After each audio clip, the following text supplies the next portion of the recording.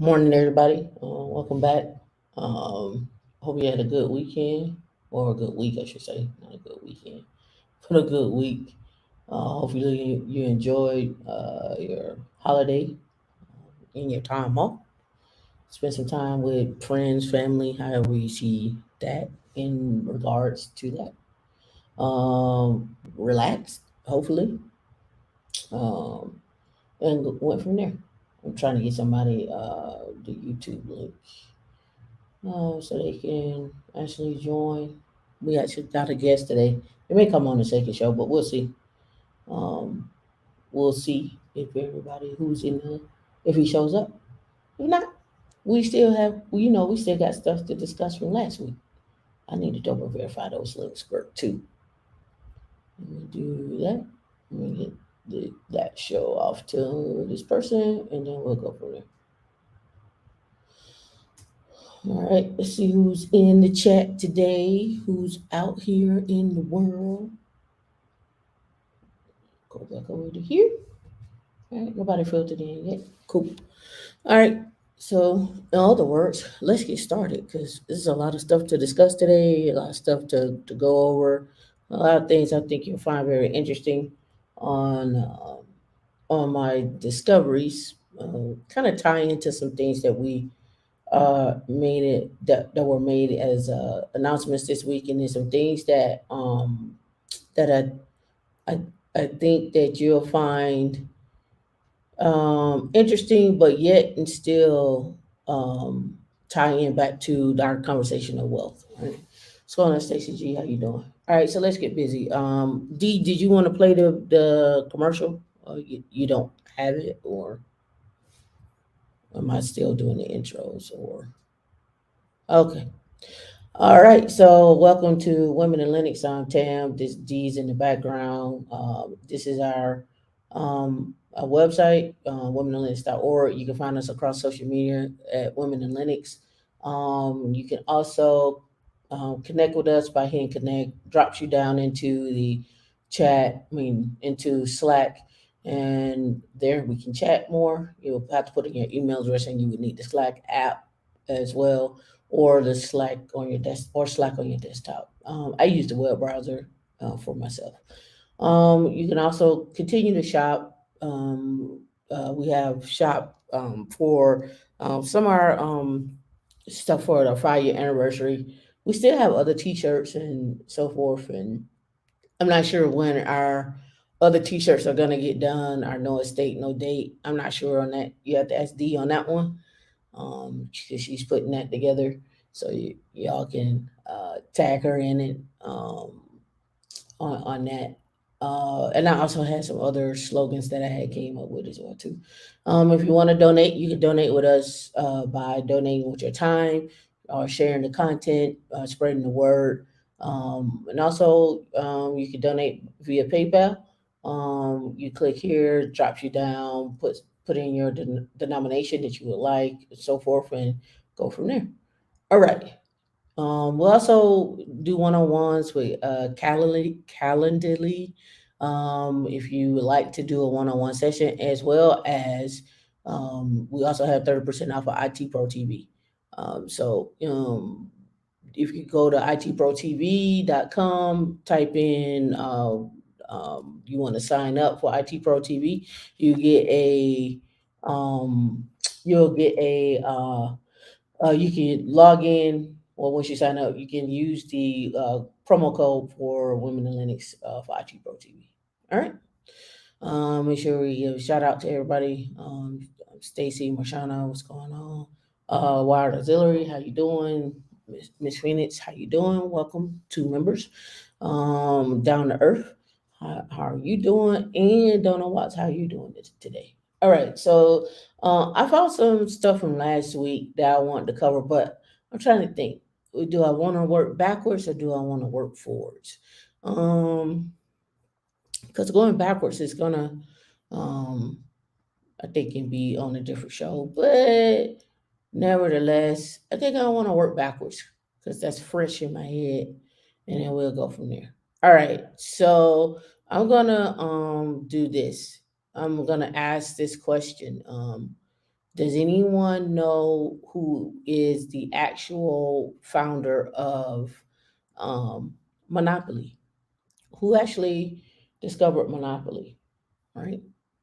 Um, and I think that you'll be surprised to find out who discovered Monopoly. And Monopoly, we're gonna tie this back into a couple of things, um, and you would totally understand where I'm coming from once I do this. All right, so let's get this video rolling, and then we'll go from there. So let me get the video queued up, and then we'll go from there, and then you all will understand where I'm actually coming from.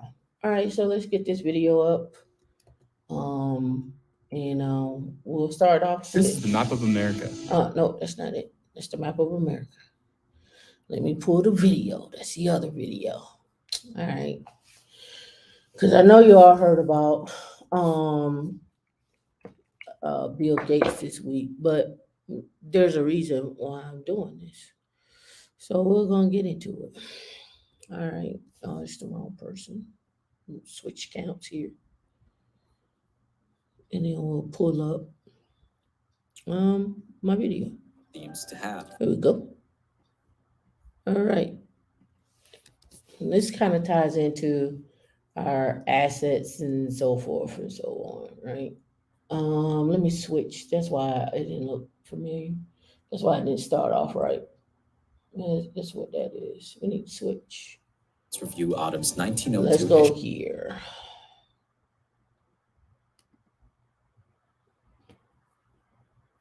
And then we will turn this up. countless knockoffs and ripoffs were made. Or at least, that's the lie you've probably heard. Let The me start Monopoly from you the know and beginning. love is a knockoff. The original. Here we go. This So you video know is about sponsored by Monopoly. Masterworks. Who discovered it? And it's a great story. You turn it up, please. Delayed. Monopoly's been bringing people together for almost 50 years. Monopoly. It's a game that you've likely played in one form or another. You may even have a copy or 5 in your board game collection. Invented by a man who had lost everything in the Great Depression and managed to sell hundreds of copies to become the greatest selling board game in the world with themed versions for almost every brand from Stranger Things to Lord of the Rings. A game so inspiring that countless knockoffs and ripoffs were made. Or at least, that's the lie you've probably heard. The Monopoly you know and love is a knockoff. The original game is a story of passion and persistence of a woman who simply wanted to bring attention to the harms of monopolies, only to have it stolen away by a man who became a millionaire.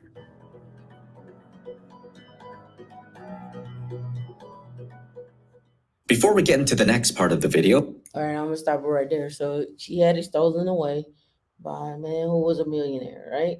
And then I also want to talk about you know I didn't finish the whole video because I was wondering how did it get stolen, right? So I'll leave that for next week. But the important part of this is the fact that the original game was called Landmark, and but it was more of an educational situation, like they said, to talk about how monopolies work. And if you've been following Bill Gates this week or any other thing over the past 20 years, you will understand the power in buying land. A lot of people like to tout about the rentals, but we really miss out on what the absolute buying land um, as an asset, right? Buying land as an asset, not necessarily the fact of you owning the land with a house on it, but the land itself. Or um, and we're gonna get into some deeper things, totally little different than what we've been used to. But I think this is a good teachable moment where we can learn a lot. So I'm gonna continue with this video, and then I'm gonna pull up some stuff, and then we're gonna talk about some things. we would like to quickly thank our sponsor, Masterworks. Founded by tech entrepreneurs who have founded billion-dollar companies, Masterworks is the only alternative investing platform that lets you invest in multi-million-dollar iconic artwork from artists like Banksy, that represented Atlanta. I had to skip through that. I'm not gonna let you sit through that. Right here, I think it ends right there. In the midst of the Great Depression, An out-of-work salesman by the name of Charles Darrow sat alone in his basement. He had a family to support, a wife and children, but had no job, no prospects, and no money. Then, inspiration struck. If he couldn't support his family, maybe he could entertain them? With a piece of oilcloth, he drew a board that featured squares that represented Atlantic City streets and properties. He created a game where players moved around buying and selling land in an attempt to build a business empire and put their competitors out of business. Maybe it could even bring back memories of better days before the Great Depression and summon fantasies of wealth and riches. His family loved it, and soon Charles decided to market the game. He sought out Parker Brothers, publishers of Tiddlywinks, and Milton Bradley, publishers of The Checkered Game of Life, but got turned down by both the board game giants. So, he did it himself. He made handmade copies of his board game and sold them through word of mouth. It was only then that a struggling Parker Brothers reached out and bought Charles's Monopoly. The game was an immediate hit, making them both successful beyond their wildest dreams and becoming an earth-shattering success. So key phrase right there, struggling, a struggling Parker brothers, right? They didn't have no wealth to turn to that are, went back, they went back and they denied him, they went back and grabbed him. So we're gonna continue, and there's a key in here that I think you're gonna probably miss, but I'll point it out.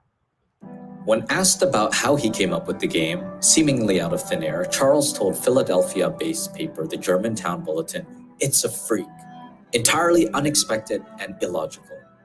That's the story that was tucked into every box of monopolies in the 1930s and for decades following. The only problem is that it's a lie. Interested in this story? Want to learn more about the biggest brands around? Be sure to like this video, subscribe to the channel, and ring the bell so you'll be kept up to date on every new video from Hook.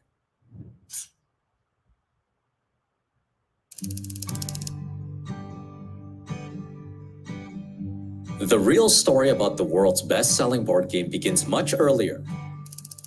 In 1866, Macomb, Illinois, Elizabeth McGee was born to Mary Jane Ritchie McGee, a homemaker, and James McGee, a newspaper publisher.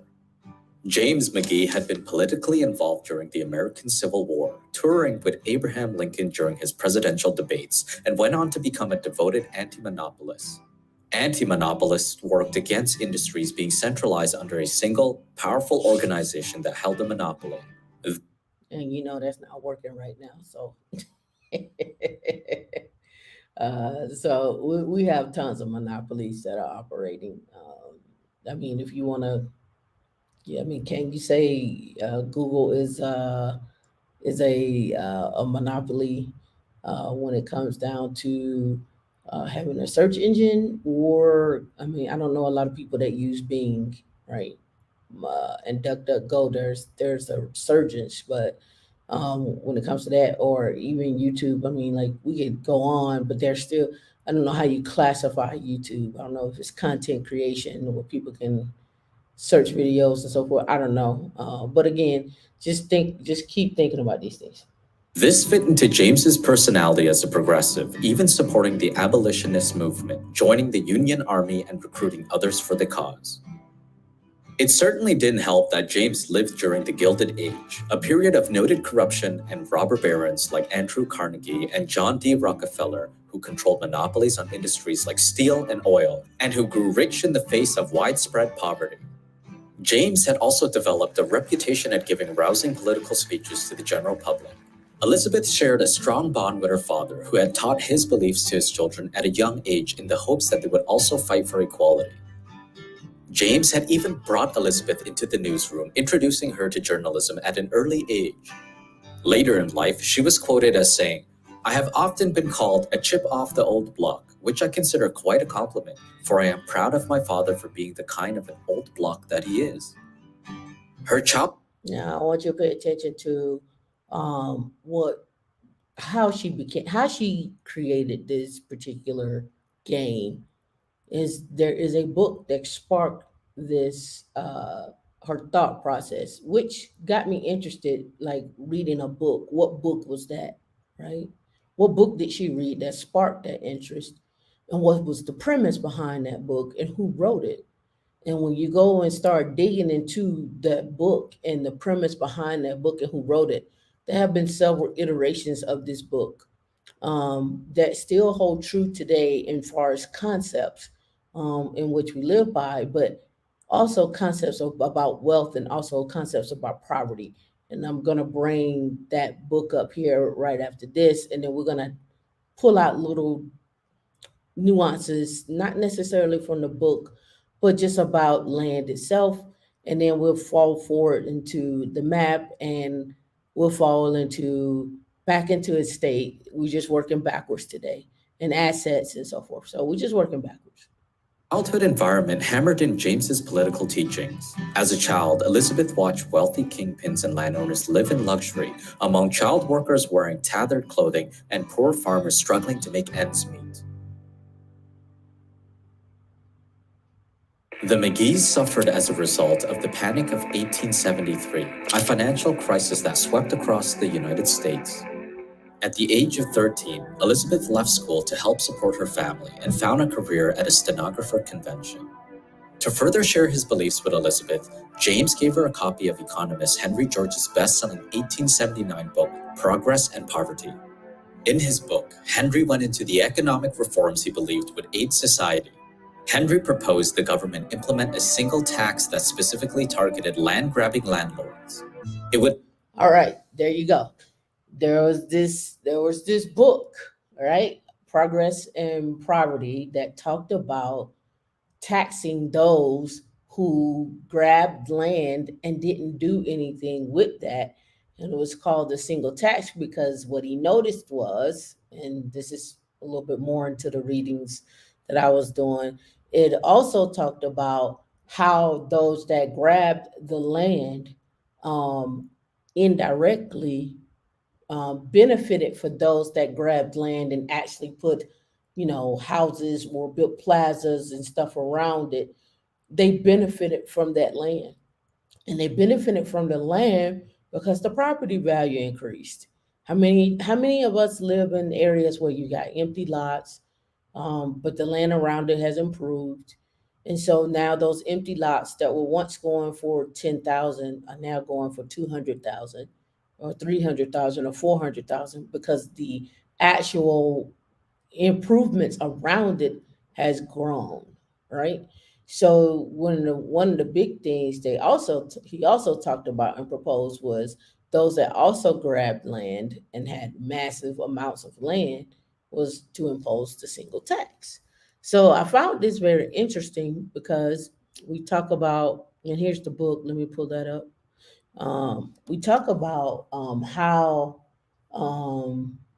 we'll bring it up here in a minute with Bill Gates. But here's the book. It's 99 cents. Progress and Poverty, right? Um, and let me go back up here to a table of contents here so you can read what we're talking about. Current doctrine of wages is insufficiency. The meaning of the term wages not drawn from capital, the maintenance of laborers, the real functions of capital, emphasis from the facts, rent and law of rent, Spurs, the law of interest, the wages and the law of wages. It's a 500-page book. It's a 500-page book that it was meant to go and talk to the lawmakers about it, but it ended up picking up steam with the local people and just regular common folks to the point where some of this doctrine and some of the things that he wrote became laws and also became some things that we still follow today, which I found it very interesting to tie this all in, right? All right, so let me go back.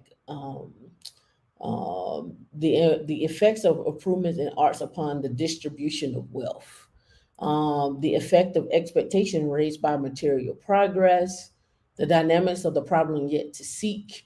Like it's a lot of things in here, and I did not dive into this book for that. I searched the book for certain things, and then it goes on to problem solve, the remedy, the justice of the remedy, the private property in land inconsistent with the best use of the land, right? That was really heavy for people. The production of wealth, the effect upon production of wealth, right? The effect of individuals and classes.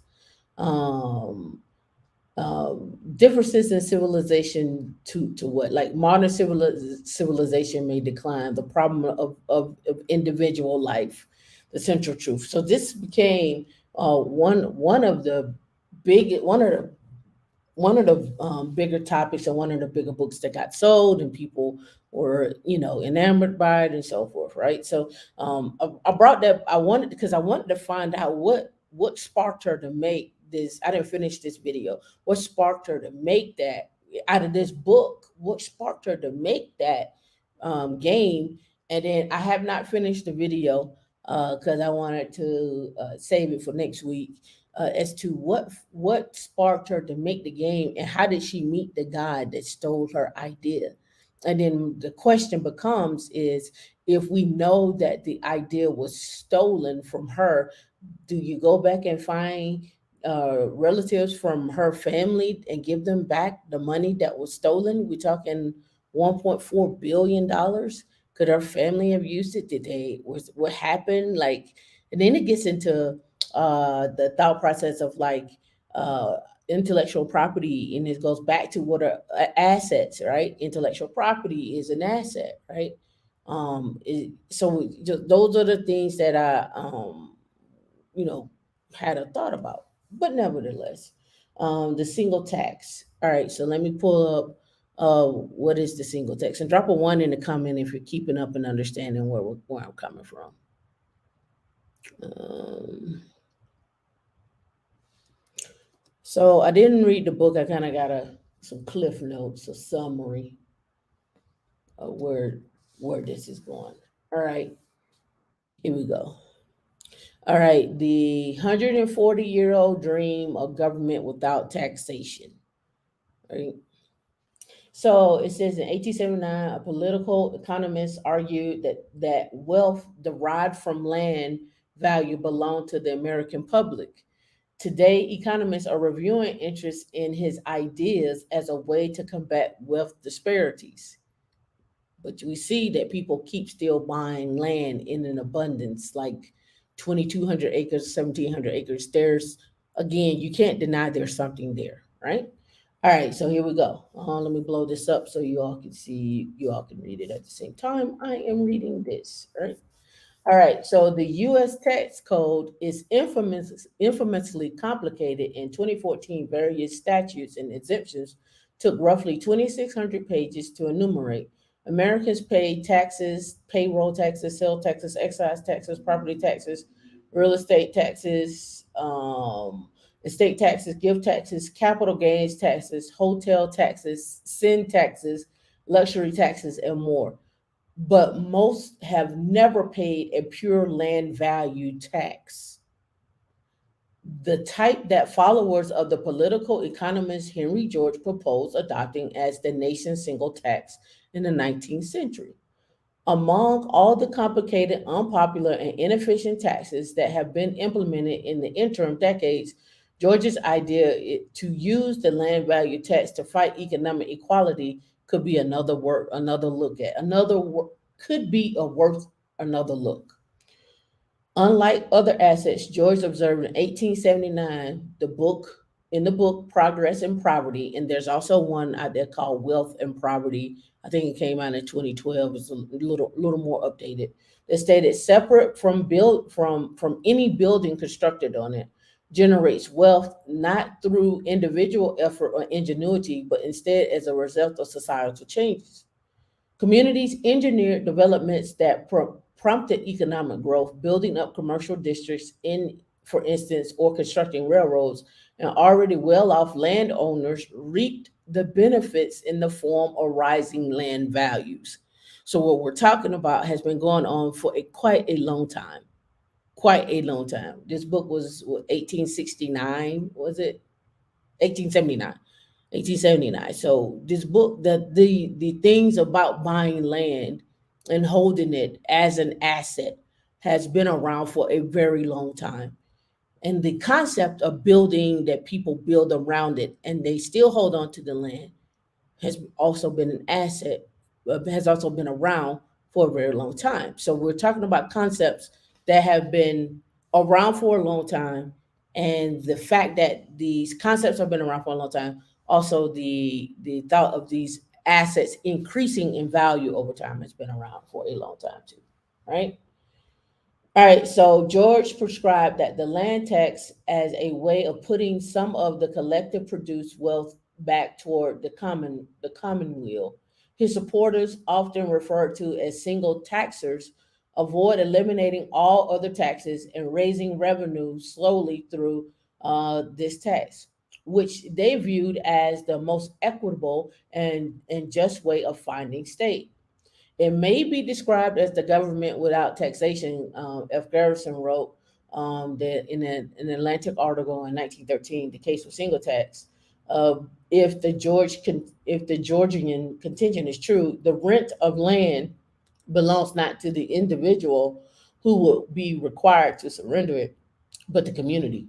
The single tax's vision is still unrealized. The tax has never been widely implemented, but George's simple idea to increase equity captured the imagination of workers disadvantaged by the changing economy in the decades after Progress and Poverty was published.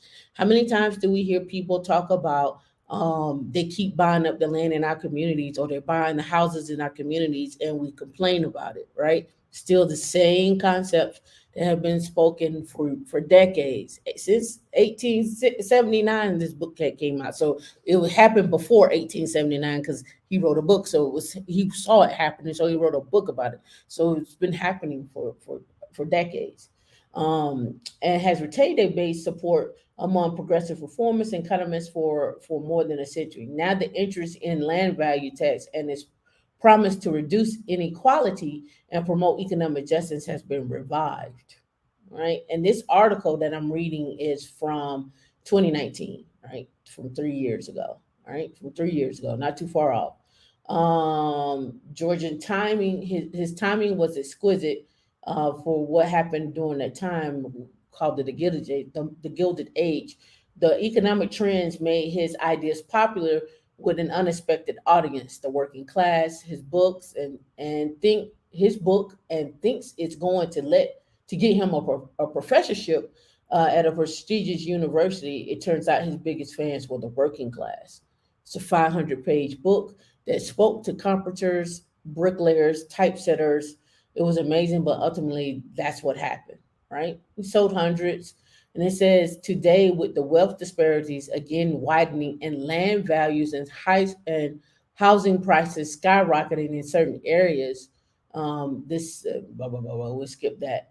The Institute, let's see, we'll go back to it. Areas Joan Youngman, the senior fellow and chair of the Department of Valuation Taxation at Lincoln Institute of Land Policy. I was like, who is that? What is the Lincoln Institute of Land Policy? So, that sparked a whole nother thought process, something I never heard of, right?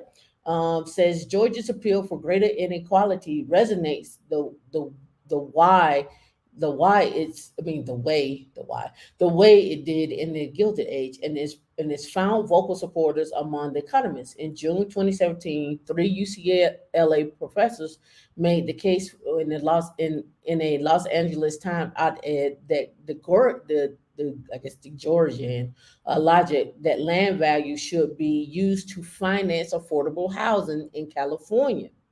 Housing scarcity unearned wealth to people who own in houses, and it imposes unwarranted burdens on people who don't. To solve our housing crisis fairly and effectively, we should tax the wealth and use it to ease those burdens. Two recent economics articles from 2015 and 2018 advanced support for Georgia's idea along similar lines as did Pieces for Peter, right? Peter, or I guess Orzag, the former director of office management and budget under President Obama, and the Nobel Prize winning economist George Stiglitz from 2015. A tax on the return to land, and even more on the capital gains from land, would reduce inequality and by encouraging more investment into real capital actually enhance growth. This is, of course, an old idea promoted from famously Henry George. All right. So I brought all this up to say and to start, showing you how things have happened throughout the years and over time and where we're at.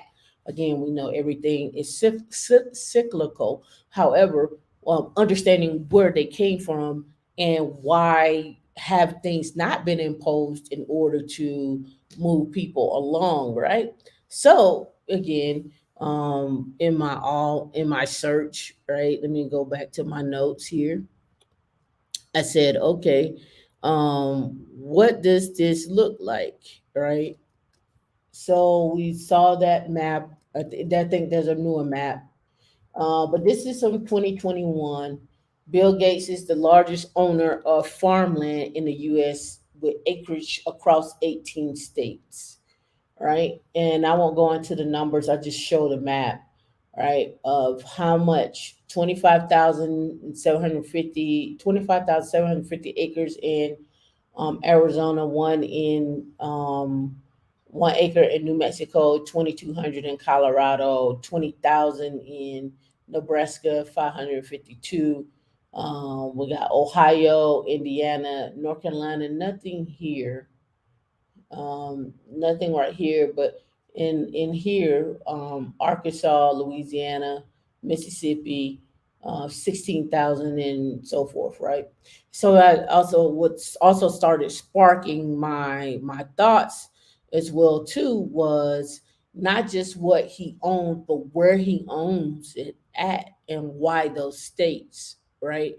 Where he owns and why those states. Then you started getting then I started getting into the rules of land, which goes back to that single tax that I started looking into why what is the we know some of the purposes. We know controlling the food is one thing, but we also got to understand, what are the laws that allow you to do X, Y, Z.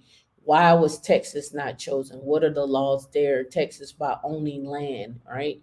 So just trying to spark your thoughts as you continue on your wealth accumulation and your wealth building journey. What does this really look like? What does it really mean? What do these laws that get put in place mean for you? Are you watching these laws, especially when it comes to land ownership and so forth, and what's owned around you, right? So getting into that thought process. So let me pull up my other notes here. So on my other notes, I went through and I said, okay, well,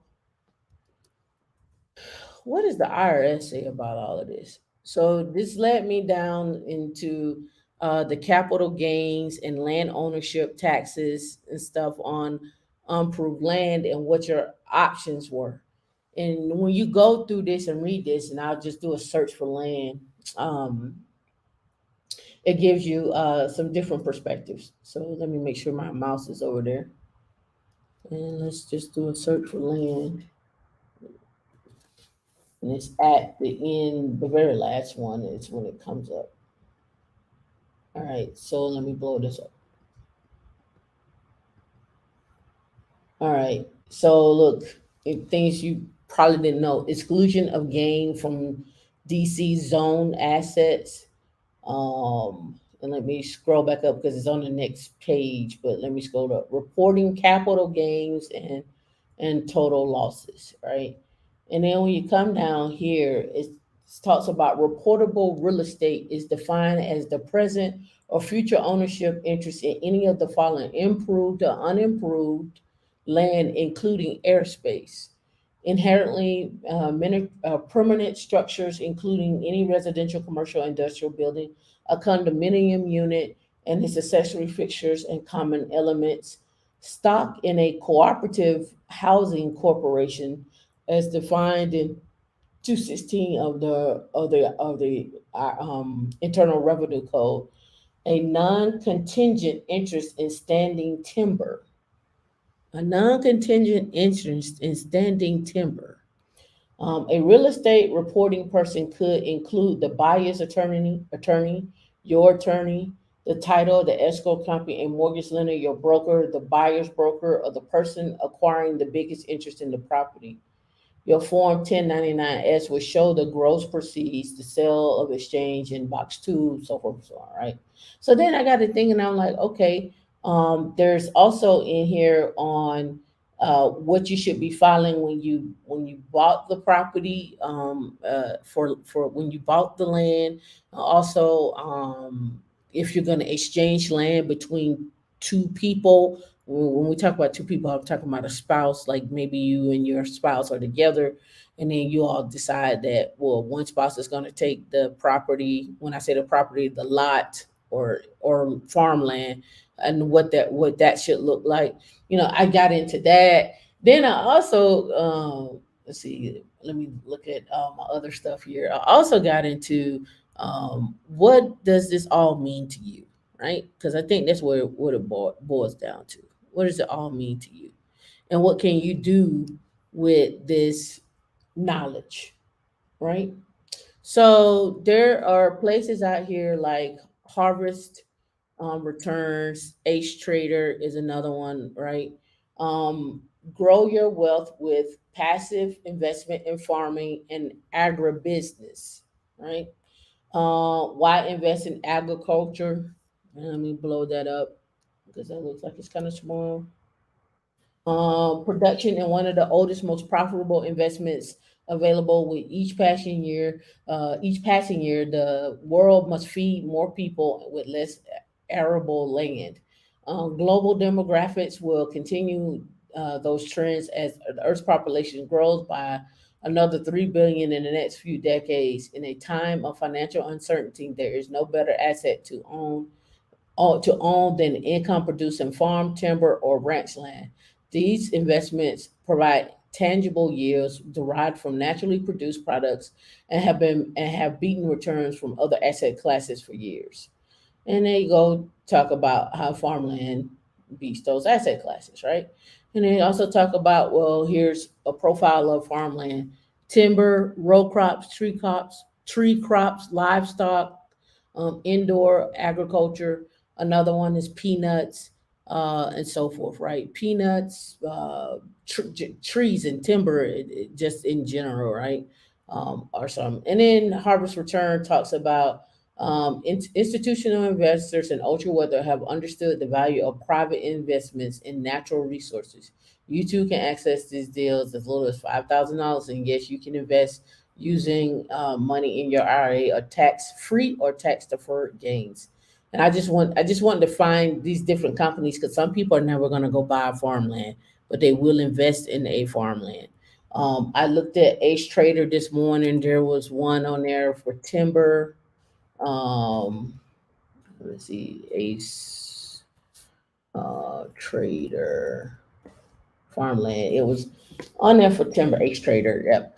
It was 87.50 to own like 17 acres. Let me get signed in over here. We'll go through it. Um, and just something you can look into, if you don't want to go buy the individual land, right? Just something, another asset class you could be invested in.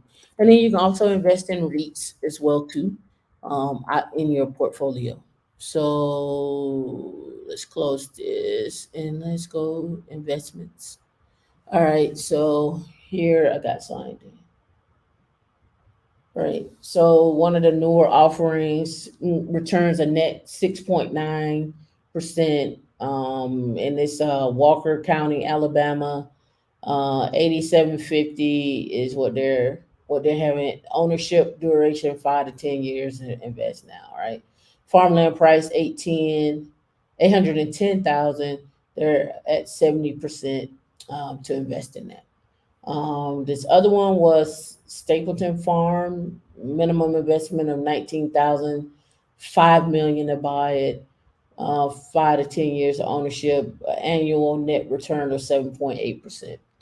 And then if you look down here, you'll see some deals and stuff that they already closed on.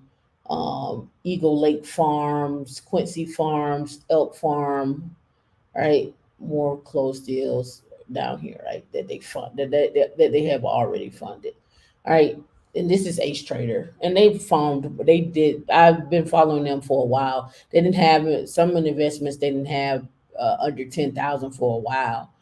So I'm glad to see some of that has come down where you can come in and, if you want to invest, it'll tell you have the minimum of 50 shares, right? So if you say you want 100 shares, we're putting up 17,000, that gets you 10 acres um, out of that 100 shares, right? So little stuff like that is, just another way to own land, right? Just another way, right? If you wanted to.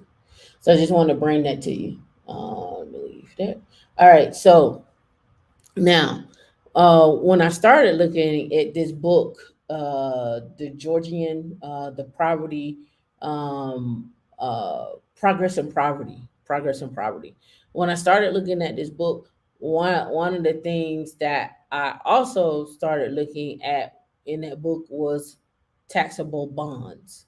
So then I got into the conversation and thought process about, uh, in that book they also talk about, um, you know the bonds being, your should you be taxed on it, should you not be taxed on it, what does that look like?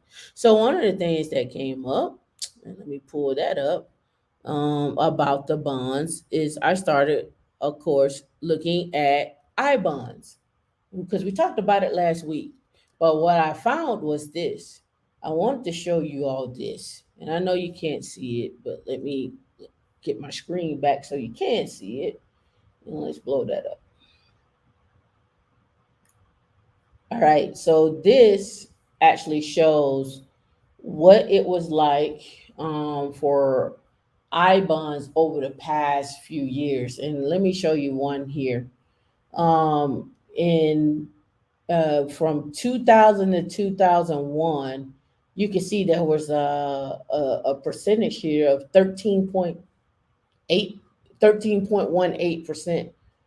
13.18%. So the fact that we're getting to this 962 right here is pretty impressive. But you can see, um, over the years here what that has looked like. And then they show you, right? They give you this calculation, right, all the way down here, right? But the calculation in it has been moving up over time, right? But during this particular period of moment from 99, from 1199 to '04 2000, it was returning 13.18. And then from '05 2000 to 10 2000, it was a return of 13.39, right? I know you would love to see those numbers back. So again, this compounds over time as well, too, over time. So, I know it's supposed to change in October. So if you want to get in on your 9.62 now, I think you have to hold it for 6 months to get your 9.62. And then it changes in October. And if you get out before the year, of course, there's a penalty as well too. So I just wanted to point that out as well. All right, let me see if the guy is supposed to come up, and let me know if you found this information interesting. I still have more information, but let me know if y'all found this information interesting, especially when it comes to the single tax. Because if that's something they go to implement, that changes the game on a lot of things. It changes the game on a lot of things. And Mario, I'm not sure if you're in the crowd. Let me bring this back down. All right, so let's keep this moving. All right, so last week, that was this week. So last week we talked about the estate and how my links didn't work. Hopefully his server isn't dead this week. Hopefully it's not. But I don't think it is. Well, I haven't tried this morning. Let me say that. I hadn't tried this morning. All right, let me scroll up. All right.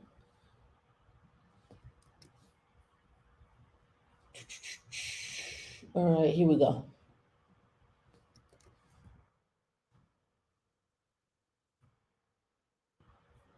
All right. Estate planning versus prenups.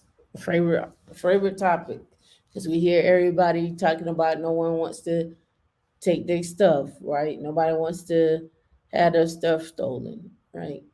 and no one wants to have their, not only they don't want to have their stuff stolen, no one no one is willing to get married because of their stuff, right?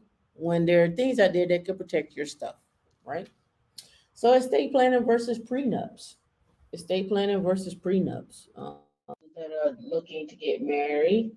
Those are just really looking to really have estate planning for yourself. What does that look like? Hold on, I got something going on here. Here we go. All right, so let's get back to it. All right, so we have, if you're counting down the days to your wedding, divorce is probably the last thing you and your fiance want to be thinking about, and yet you might be rightfully concerned about what would happen to your assets in the event of divorce or your death. You may also be worried about suggesting a prenup agreement could hurt your future spouse by making him or her feel if you don't trust them. Again, key phrase here, by making him or her, women can have prenups too, right? Feel like you don't trust them, thereby creating friction between the marriage from the beginnings. While such concerns are valid, you should know that prenups aren't your only option in shielding your assets from these scenarios. With a well-designed estate, for example, you can structure your estates in a way to keep what you have safe, provide your future spouse in the event of death, and protect your assets in the event of divorce. In this way, you can avoid having a prenup conversation altogether. Should I read that last line together last time? One more time for the people in the back. In this way, you can avoid having the prenup conversation altogether. Imagine that. Imagine protecting your assets before you even start talking about marriage with anybody. Isn't that a isn't that a simple idea? There would be no more shows, except for the child support stuff. And even then, you could probably go ahead and have a trust set up for your future child. Imagine that. Hmm. Wonder who came up with these ideas. We do recommend talking to your future spouse about your assets, what will happen in the event of your death, and also making plans to advance so you can feel confident that your children from a prior marriage or an expected heritage are well planned in the future. In this two-part series, I'll first discuss the pros and cons of prenups, and then in the two-part, provide estate planning alternatives you may want to consider, right? Prenup pros: set clear financial expectations, help protect your help protect your separate assets, help prevent a lengthy, contentious, and expensive divorce, help prevent disputes over debt. Prenup cons: it's not exactly a romantic gesture. It might not be necessary. It can't resolve issues of custody, support, or visitation. It may require two lawyers to be valid. Alternative options. And if you plan ahead, certain estate plan vehicles can be used to protect your assets from divorce settlements and ensure that your assets pass to your children from a prior marriage in event of a divorce. Um, get back to the thing over here. Hold on. All right, cool. So I can see. There are different types of trusts, for instance, that can be set up to allow you to protect your assets for yourself in the event of divorce and for your children in the event of your incapacity or death. In fact, such planning vehicles may prove much more effective at protecting your assets and providing you with more control over how your assets are distributed than a prenup. In this two-part article, we will cover the various ways to use estate planning vehicles to proactively protect your assets. So you don't need to have multiple attorneys or risk losing assets to a new spouse in the event of divorce or death. Have y'all started your estate planning? I know a few of you have. Have you started? I don't know if you have or not. All right. This article is a series, blah, blah, blah, blah, blah. All right, so let's go get the second one, right? Because everybody's always talking about get a prenup. I say get an estate, do estate planning. Here's the second portion of this article. All right, blah blah blah blah blah blah blah blah blah. Okay, revocable living trust created by you by setting up a revocable living trust and funded it with your separate assets before getting married. I'll read it again for the people in the back that are always concerned about why I don't want that person to take my stuff, my cash, my this or whatever, right? You worked hard and you don't want people to take your stuff. Got it. No problem. We got something for you. We at Women in Linux are about solutions. So let's focus on what? Solutions.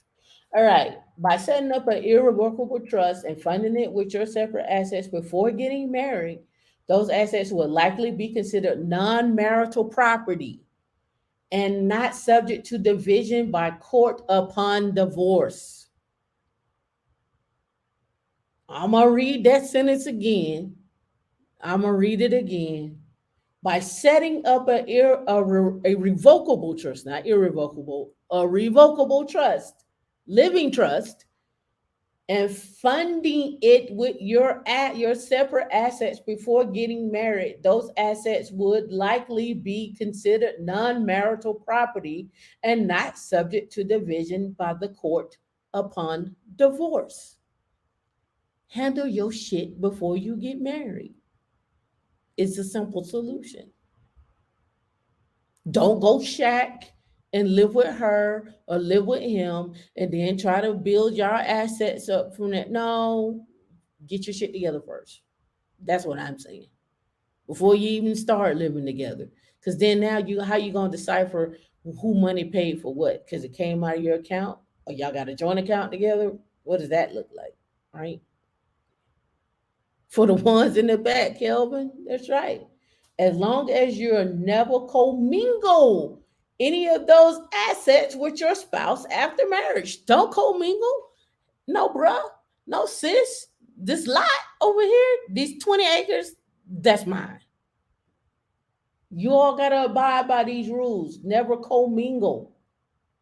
As long as you never co-mingle those assets with your spouse after marriage, that's why I say when if you're gonna put it in an estate and you want you and your significant other spouse or whatever want to use it, you need to pull it out of this trust and offer it up to us. Offer it up. Just don't go over there and start using it. And then when it's time to get divorced, you're like, but uh, that's my land. It's in my trust. No, you commingled. You intertwined. Right? Follow the rules. To ensure your separate property assets stay separate, it is vital that you create and fund the trust with your assets before the marriage. And never add any assets acquired or created during the marriage. You need to create something else with that marriage. Before the marriage, do your thing. And when you and that person get married, y'all set y'all stuff up with that.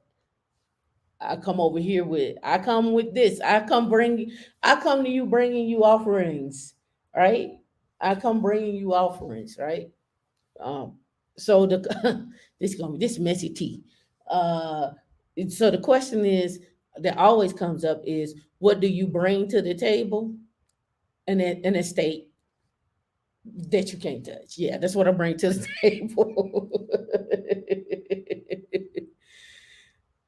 Yep. Older millennials can't be slacking in this area. Boomer parents are not waiting to die to transfer assets over. This is happening in my friend group. Parents are signing over land and real estate. Yes. I'm saying you ask what I bring to the table. I hear this all the time. What do you bring to the table? This go for men and women. I bring an estate. My stuff is protected. We're gonna build something new. What's gonna be the plan? Start there because you hear these talking points about oh she gonna take my stuff or he gonna get my man put that stuff in the state, stop worrying about it, let's move on, let's get to the real, protect your stuff and keep it pushing, right? Women in when you have a moment could you please oh yep see shields yep women in Linux at womeninlinux.com or .org either one. Messy and necessary. What's going on Q4? All right, cool. All right. If you commingle assets acquired during the marriage in a trust containing your separate non-marital assets, a court could declare all of the assets as marital property subject to claim as part of the divorce settlement. I'll read it again. Whatever you got protected, you leave that alone. If you got 20 acres and that's what you want to bring as your dowry to the marriage, you can bring that as your dowry to the marriage. I'm bringing 20 acres. What you got? I'm bringing 20 acres. Okay, together we got 40 acres. That's not in a trust. That's not in a trust. That's not in a trust. All right. It says if you commingle assets acquired during the marriage in a trust containing your separate non-marital assets, a court could declare all of those assets as marital property, subject to claim as part of the divorce settlement. Meaning, once you put it in an estate, it's in an estate. Don't commingle that with your significant other, spouse, whatever, however you want to see fit. And if you do decide to do that, pull it out of that trust, right? And then commingle, then you can commingle that. But if you got it sitting in that trust, all the assets that are under there could be under subject to a divorce, and then you mad with it with yourself. Yeah, please leave me your jet. All right. And also says to this end, a revocable trust only protects your separate assets from divorce if they remain separate from the marital property throughout the whole length of your marriage. All right. You can also use a revocable living trust to provide for your surviving spouse and children from a previous marriage in event of your death or incapacity. Unlike a will, assets held by a trust are not subject to court process known as probate. I'll say that again. Unlike a will, assets held by a trust are not subject to court process known as probate. So those assets would be immediately available to your spouse and kids, sparing your family the time, expense, and potential conflict of probate. Try to get the lights up, everybody. What's going on, Antoine? Free, I see your comment there, right? Note that since a revocable trust is revocable by definition, there is no asset protection for assets in your revocable trust, meaning that the revocable living trust will not protect your assets from creditors during your lifetime. If you want to achieve protection from both a future divorce and future creditors, you may want to consider one of the irrevocable trusts below. Here we go. Let's get into that too. So let's say you're married, and you both came with your estate, but say somebody didn't pay property taxes. I don't care, man or woman, whatever. Didn't pay property taxes. Now, again, that's gonna be on that person, right? But if that person passes on and have you as the beneficiary of that, and you receive that land, that could possibly come to you. So you may want to check these things out as well too. Make sure that's up to date. But let's look at this irrevocable trust created by your family. Let's look and see how we can protect ourselves. You can also protect your assets from divorce by having your parents. And this goes back to somebody's earlier comment about things being passed down from parents. Your parents could set up an irrevocable trust to for you, right? So an irrevocable trust. All right. So you can protect your assets from a divorce by having your parents on a or another loved one establish a irrevocable trust for you before your marriage. Then the investment trustee of the irrevocable trust, who could be you, could purchase all of the existing assets in an arm's length transaction and manage those assets inside the trust, where they are totally protected from future divorce and any future creditors. So, parents, if you're gonna leave land and stuff to your children, again, I'm not a financial advisor. I'm not an estate planner. I'm just reporting what I have read and giving you some options. And this all goes back to the whole start with the monopoly and the land and the single tax and protection and growth.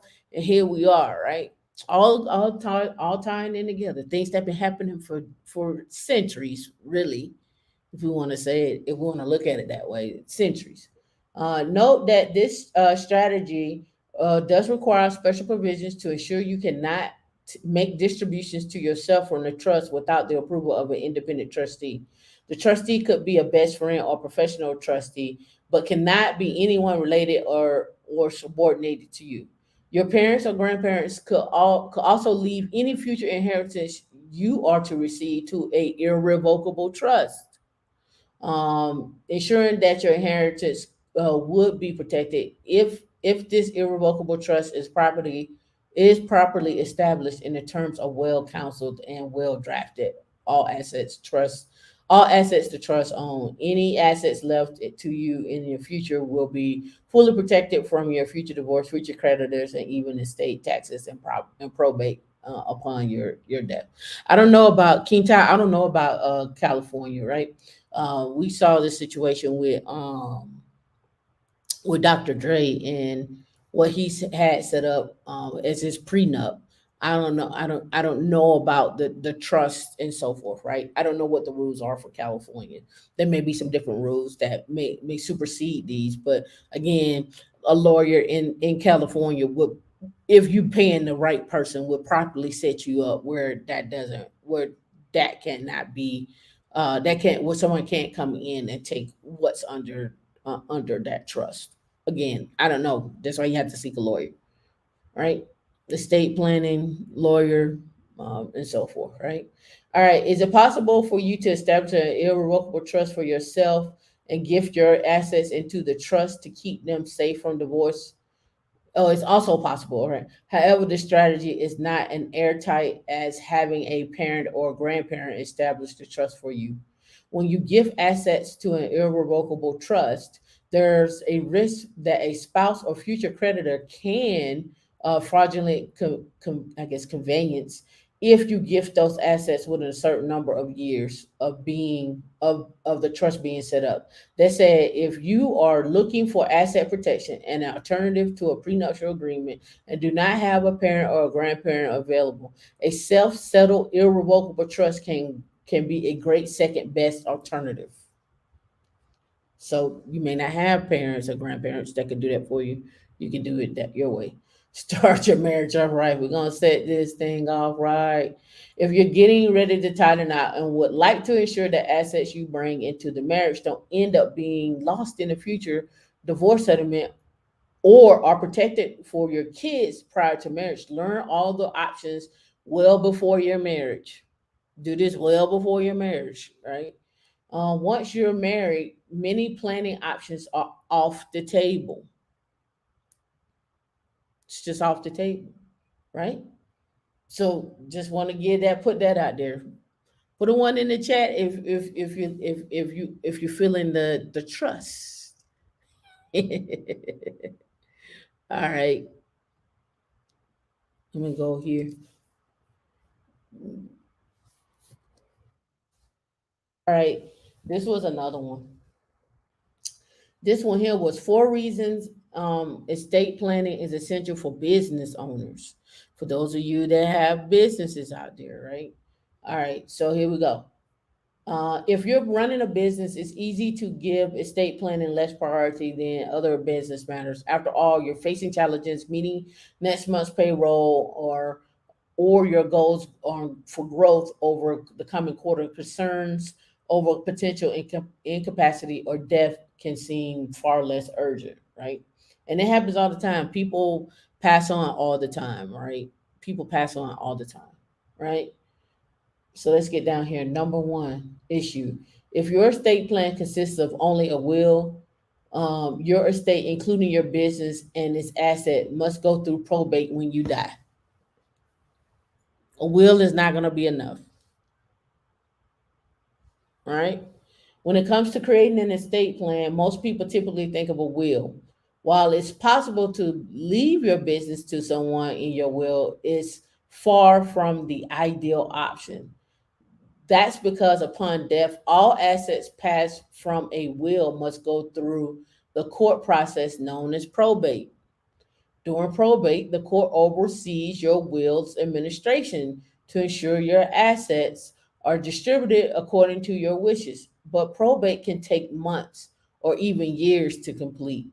And it can also be quite expensive, which can seriously disrupt your operation and its cash flow.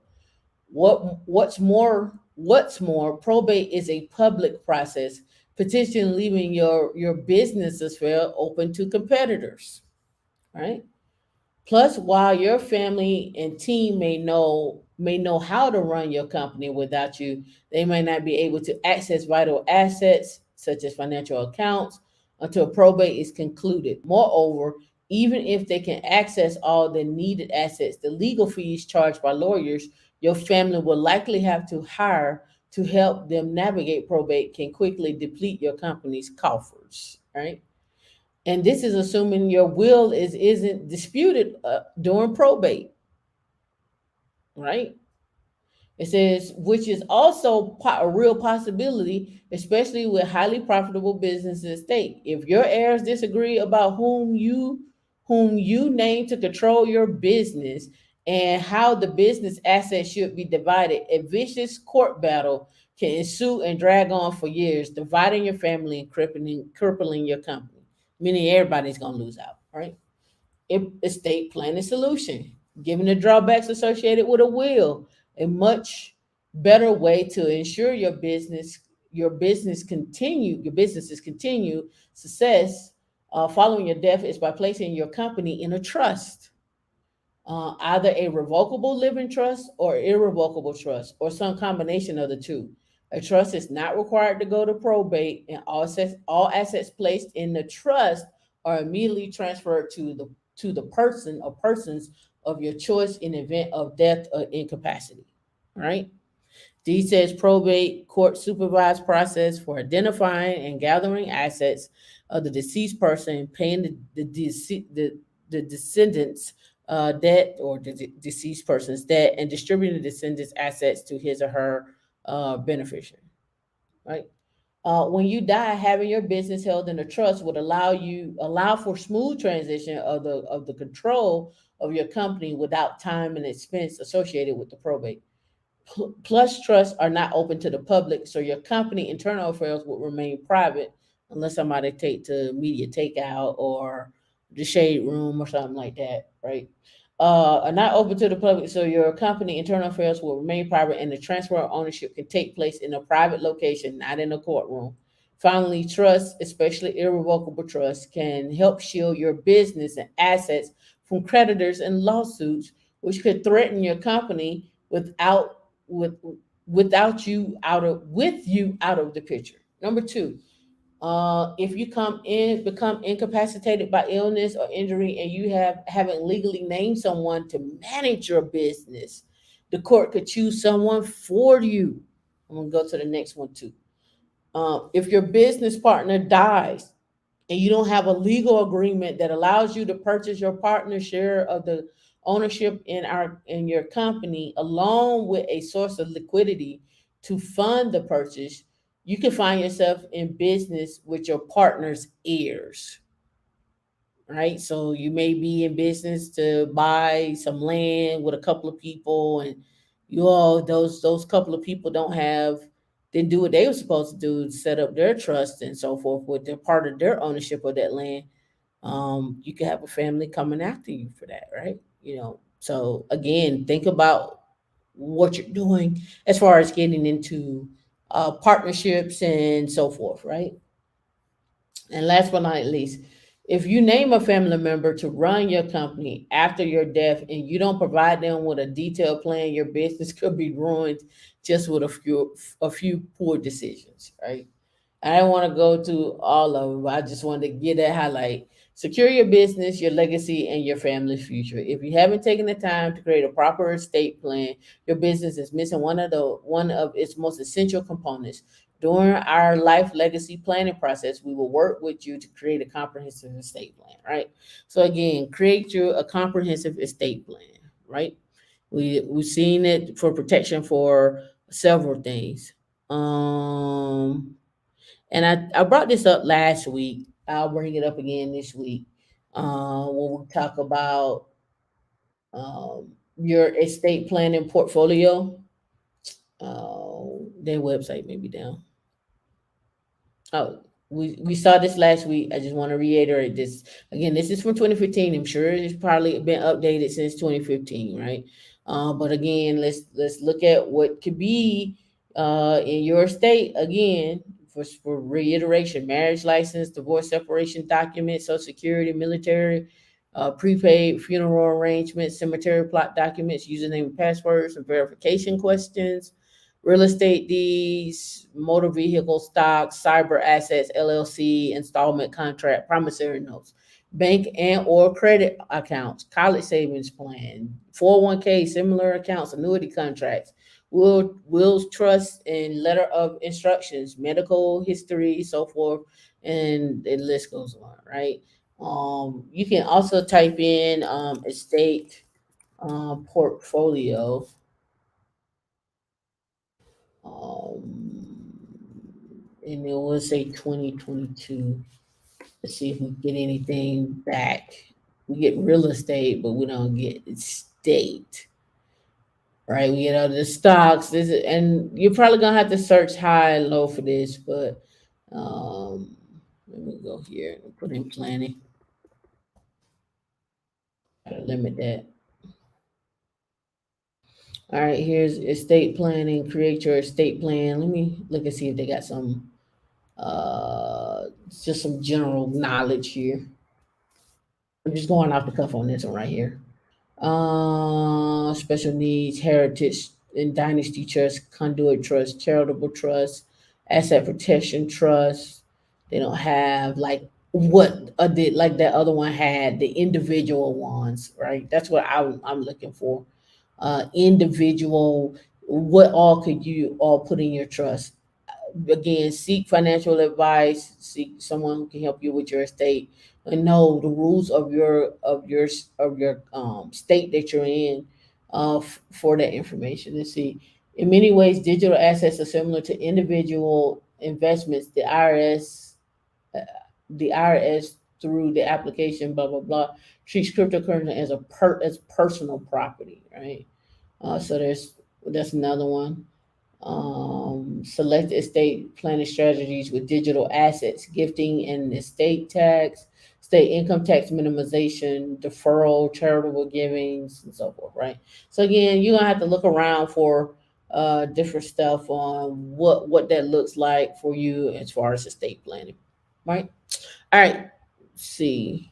I don't know. I guess Mario's not coming. I don't. He didn't hit me up. I hadn't seen anything. Let me go on. Let's see. Do do do. Oh, right here. I brought this up last week. I think y'all can correct me if I'm wrong. If I talked about it last week. All right.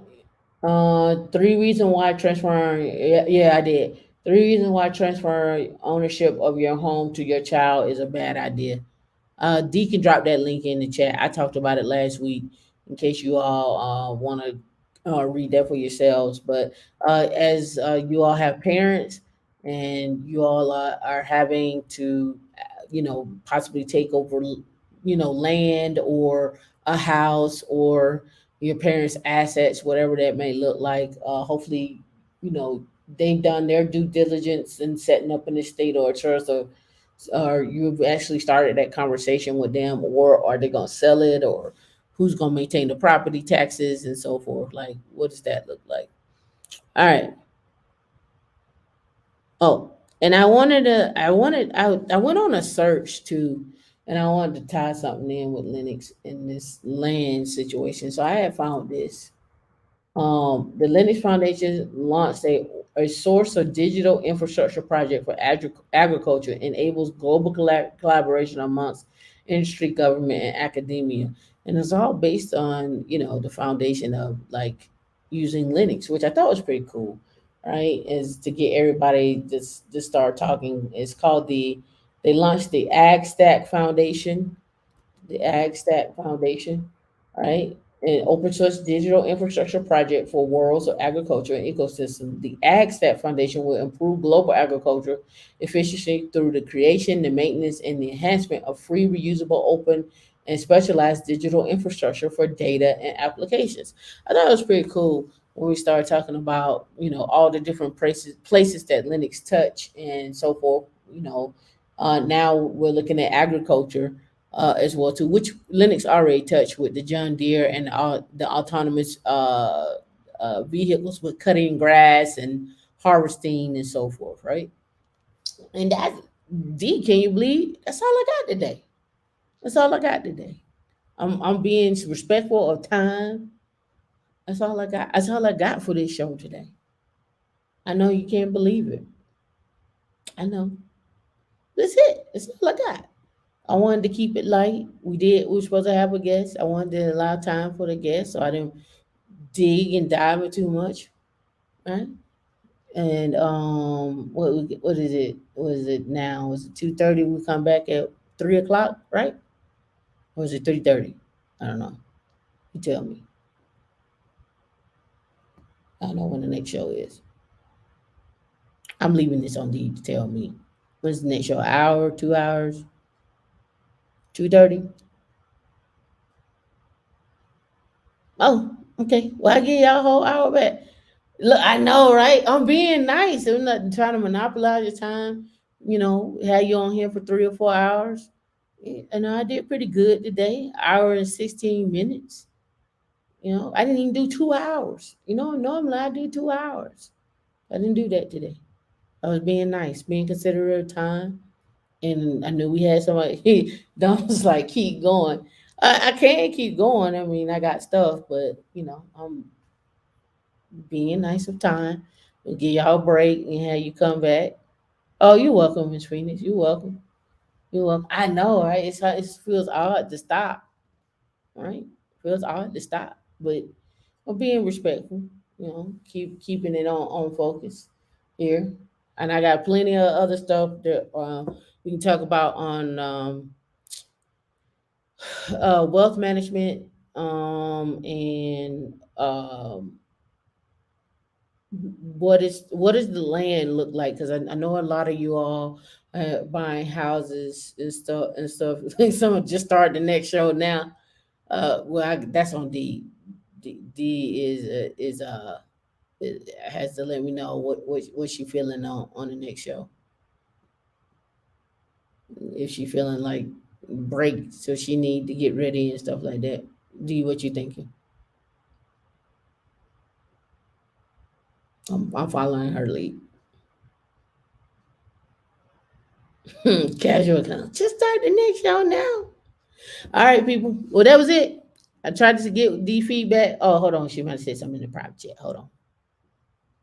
I thought she might have said something on the screen, but it may be in the private chat. Oh, I'm sure it is high. Okay, you're not ready. Okay, that's fine. D says you're not ready. Well, we're gonna end it here. I appreciate y'all coming out. Sorry that our guy didn't come up. Life insurance companies. I don't know. My best suggestion for you, for life insurance companies. This is what I would do, and this is what I did. I set appointments. I set appointment. I set appointments up with multiple life insurance companies, and I went with my research on those companies, in particular Mass Mutual and New York Life, and I went with how informative those people were with what I wanted to know. And the guy that I'm with now, he'll tell you I vetted him for 2.5 years. I vetted him for 2.5 years.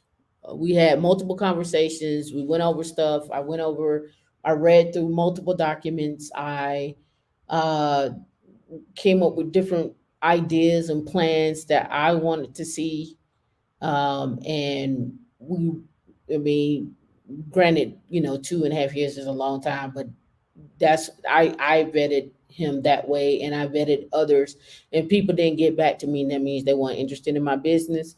And I also vetted some people for wealth management as well too. What does that look like? Estate planning. I vet people for that as well too. Like, word of mouth is one thing. Another one is how you treat me, how our interaction is. What does that look like? Are you? I'm not saying like you got to kiss my ass. I'm just saying you need to show up with a plan. Like, well, I give you some insights. So yesterday I did um um well, my wealth accumulation, right? For retirement, and I have a 20-year goal, but also and I am also working towards I want to say like a 7 to 10 year goal, right? So, in other words, how can I take what I want to have in retirement, and speed that up in less time? So maybe 7 to 10 years. 10 years be really more, right? More, give myself more time to accomplish the goal. And so, what does that look like? So, we could throw it out there. I think this is actually a good conversation. Like, what is everyone's immediate goal, or let's say a 10-year goal? Let's not say immediate. We could, right? What's your immediate goal to have a net worth of 5 million, say in 5 years, and say in 10 years 10 million, right? So a million a year. What's your immediate goal to do that? How are you planning it out? What does that look like? Does that, and we can always go back to the different asset classes in order to determine that. I have a I have in some of my notes to talk about targeted date funds. I just have not brought that up because I want to go through each target and see what are the assets in that, right? So when I'm on target for mine, I'll just be clearly honest with you. On mine to have probably like uh we calculated at about 11.5 by the time I'm 67, which is a long time to me, uh to get that far, when I know that I could probably buckle down and do that in less time, right? So what does that look like? How do you get there? What is that? What are the things? What skill sets, businesses, assets, whatever you're going to put in place in order to get there, right? And D, you could drop the link. I won't be on here that much longer, and you can go get ready. I can take over D for you to get ready or whatnot. It's no big deal. But I just want to hear your thoughts on what does it look like for you uh, to acquire, say, 5 million in 5 years or 10 million in 10 years. What would you do? How would you set that up? So, what asset classes would you want to be in, right? Income producing, your 401ks, your IRAs, your Roth IRAs, um, traditional IRAs? Are you buying a business? Are you creating a syndication? Are you creating a private equity fund? Or are you inheriting wealth from someone, a family member, or so forth? Or are you uh, taking your skills and living as a minimalist and investing in other asset classes? Like, there's so many questions that I have for you. What's your, again, you don't have to have like, oh my God, this is the concrete plan, but what are your ideas? What are your thoughts? Have you even thought about it, right? I don't know if you all have thought about it at all, right? Just things that I have thought about, things that I put together as well too. If you're not familiar when I'm talking about the three bucket strategy, let me see if I can find it, a visual of it. Well, you got to start thinking about what that plan is, right? And then as you start thinking about what that plan is, start thinking about what that plan, not just what that plan is, but what does that what do your skills that you have now, how does that tie into that plan, right? How does that tie into that plan? Um, Let me pull this up because we talked about this one. All right. We talked about back to our 600K. We talked about watches, buying land, house flipping, duplexes, commercial real estate. We also talked about boat rentals, laundromats, vending machine, ATMs, car washes, car rentals, stock options, where you're doing, maybe you're playing options, or maybe you're just investing, crypto, staking, mining. Maybe you buy the land and you rent it to someone to use it for crypto mining, right? Fund rise, ground floor, acreage, arrived homes, which was bought by uh, Bezos, right? Buy a business, becoming an accredited investor, a group of friends. There was in that IRS document. It talks about partnerships and investment groups that you create, right? Overemployed, the whole thing, the mega backdoor Roth IRA. We should put down here your SEP IRA, right? You should put down your SEP IRA, right? Where you can do up to 61K on with a SEP IRA, right? Um, Go to overemployed.com. That's the easiest way right there. Donald Watts, you said you got a rough plan. I'm not sure what more information you would need other than seek a CPA, so you can get your taxes set up properly. And I talked about it on here before. If you're overemployed, you're paying into Social Security twice. You need to talk to a CPA because they should be removing that penalty for you. It's not a penalty. They should be removing that from you, and you should be getting your money back for contributing to Social Security twice, right? So that's just another thing that you would need to seek a CPA about because you're paying into Social Security twice. Another one is which insurance are you gonna take? Whose insurance is better? Denying another insurance company, right? Yep. So that kind of stuff is what I'm talking about. Um, all right. So tax three buckets. All right. And everybody kind of talks about. I think it's the easiest one. Um, I think it's the easiest one. I think it's the most visual one that people can follow, and it just makes sense, right? So here on the screen, you see here. I'm not gonna click on each individual one, but you can see how they have it set up, right? This one says short term, mid term, long term, and this one is now, soon, and later. And then it's also derived here into cash.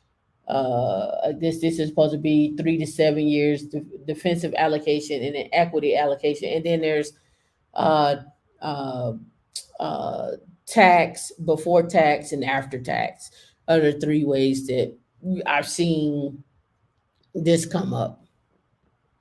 We will need a part two on the trust talk. Yeah, I'll do a part two on the trust talk. Oh well, on the estate talk. Let's say that, right? And if we're talking about trust, which trust, irrevocable or revocable, right? And remember, again, I did a I've done parts on the trust too, right? So top 10 trust, right? I did a whole show on that, on the top 10 trust, common trust, top 10 common trusts, right? There are more trusts out there, but again, you need to seek financial advice on it. But here, um, top 10 trusts, all right? and I'll blow this up. You can go to Investopedia as well too. But America Trust, a qualified terminal interest property trust, buy trust, charitable lead trust, charitable remainder trust, special needs trust, generation skipping trust instead of grandparents leaving money to you as the grandkid. Well, you as the daughter or whatnot, the parents leaving it to the daughter or whatnot, they can skip you and just leave it to the grandkids. And that has happened a lot where the grandparents are like, "No, I'm leaving it to the grandkids. You all get nothing as my children." That has happened. Grantor retained annuity trust, irrevocable life insurance trust, testamentary trust, and so forth. Right? There's so many different ones. These are not the only ones. There are a ton of trust. Right? I can't be cheap on the trust construction. I'm gonna have to sit myself down. Yeah, you gotta sit yourself down and dive into what you want to put in there. What do you want to have protected in your trust before you get married, or your estate before you get married? What does that look like for you? And do you not even care? You're like, I'm going all in, and I don't want to, and I'm gonna take whatever I have, right? I'm gonna take whatever I've acquired, and me and this person is gonna work these things out. Sometimes you get people that are nice, and sometimes you don't get people that are nice. It depends on the person, right? But you have to come up with what you're comfortable with. That's really what it boils down to. What are you willing to part with? All right. What are you willing to part with? And when you figure that out, um, I think you'll go a longer way. What you're willing to part with, right? Some people like, I'm not willing to part with nothing. Right? I'm not willing to part with nothing. Like you, I want everything, right? And that's fine. You had it out. This is your stuff, right? And when I say stuff, that includes money and assets and stuff. That's what I'm saying. It includes all of that, right? But it's your stuff, and you have the right to protect whatever it is that you want to protect. You worked for it, and that's where it's at, right? So when we get into these conversations, I think it's a mute point about like, hey, you know, I'm making this money, this, that, and the other. Like, I don't know. I just had these thought process like this. What if a man and a woman both walked up and they both had a trust, and again, there's no need for a prenup at this point, and now you focus on each other about where we want to go. What do we want to do? Remember now, don't commingle assets in out of that trust, right? Keep that trust over there. But if you want to say, hey, I think we could use this 20 acres over here to build our new house on, this, that, and other. And let's go from there. And we pitch in to build this house, whatever that looks like, or subdivision. I don't care. Whatever that looks like. Maybe I'll build a multifamily units on it. I don't know, depending on the zoning, right? But what does that conversation look like? I don't ever hear those conversations. I never hear any conversation about my assets are protected, your assets are protected, and we're gonna start from this perspective and then build from there. What's going on, Don? D ain't got you up on the screen yet. Oh no, she may not be back there. Oh yeah, she is. How you doing, Don? Are you muted, by the way? Yeah, technology. Oh, pretty good yourself. I'm awesome. So, when you were talking about the 5 years to 5 million, 10 years to 2 million, the Mm-hmm. plan, so on and so forth. Now, I can't really measure exactly how I will get there because I never had 1 million. So, But um, you are you sure? what you mean Are you sure? Have you that I've ever? never? Yeah, have you actually sat down and used the net worth calculator to see like what assets you have versus what liabilities you have? I haven't. Only thing I absolutely know is that my net worth is not negative. So that's what I absolutely know because But here's the reason why I say that, right? Here's the reason why I say it. I thought the same thing, right? Until I literally sat down and went through the net worth calculator, what things look like, the whole nine, and you'd be surprised at what your net worth is, and you'd be surprised at what your liabilities are, right? You'd be surprised at what you're actually worth. And then when you take a step back and you look at it, then you start to say, well, what can I do to increase that?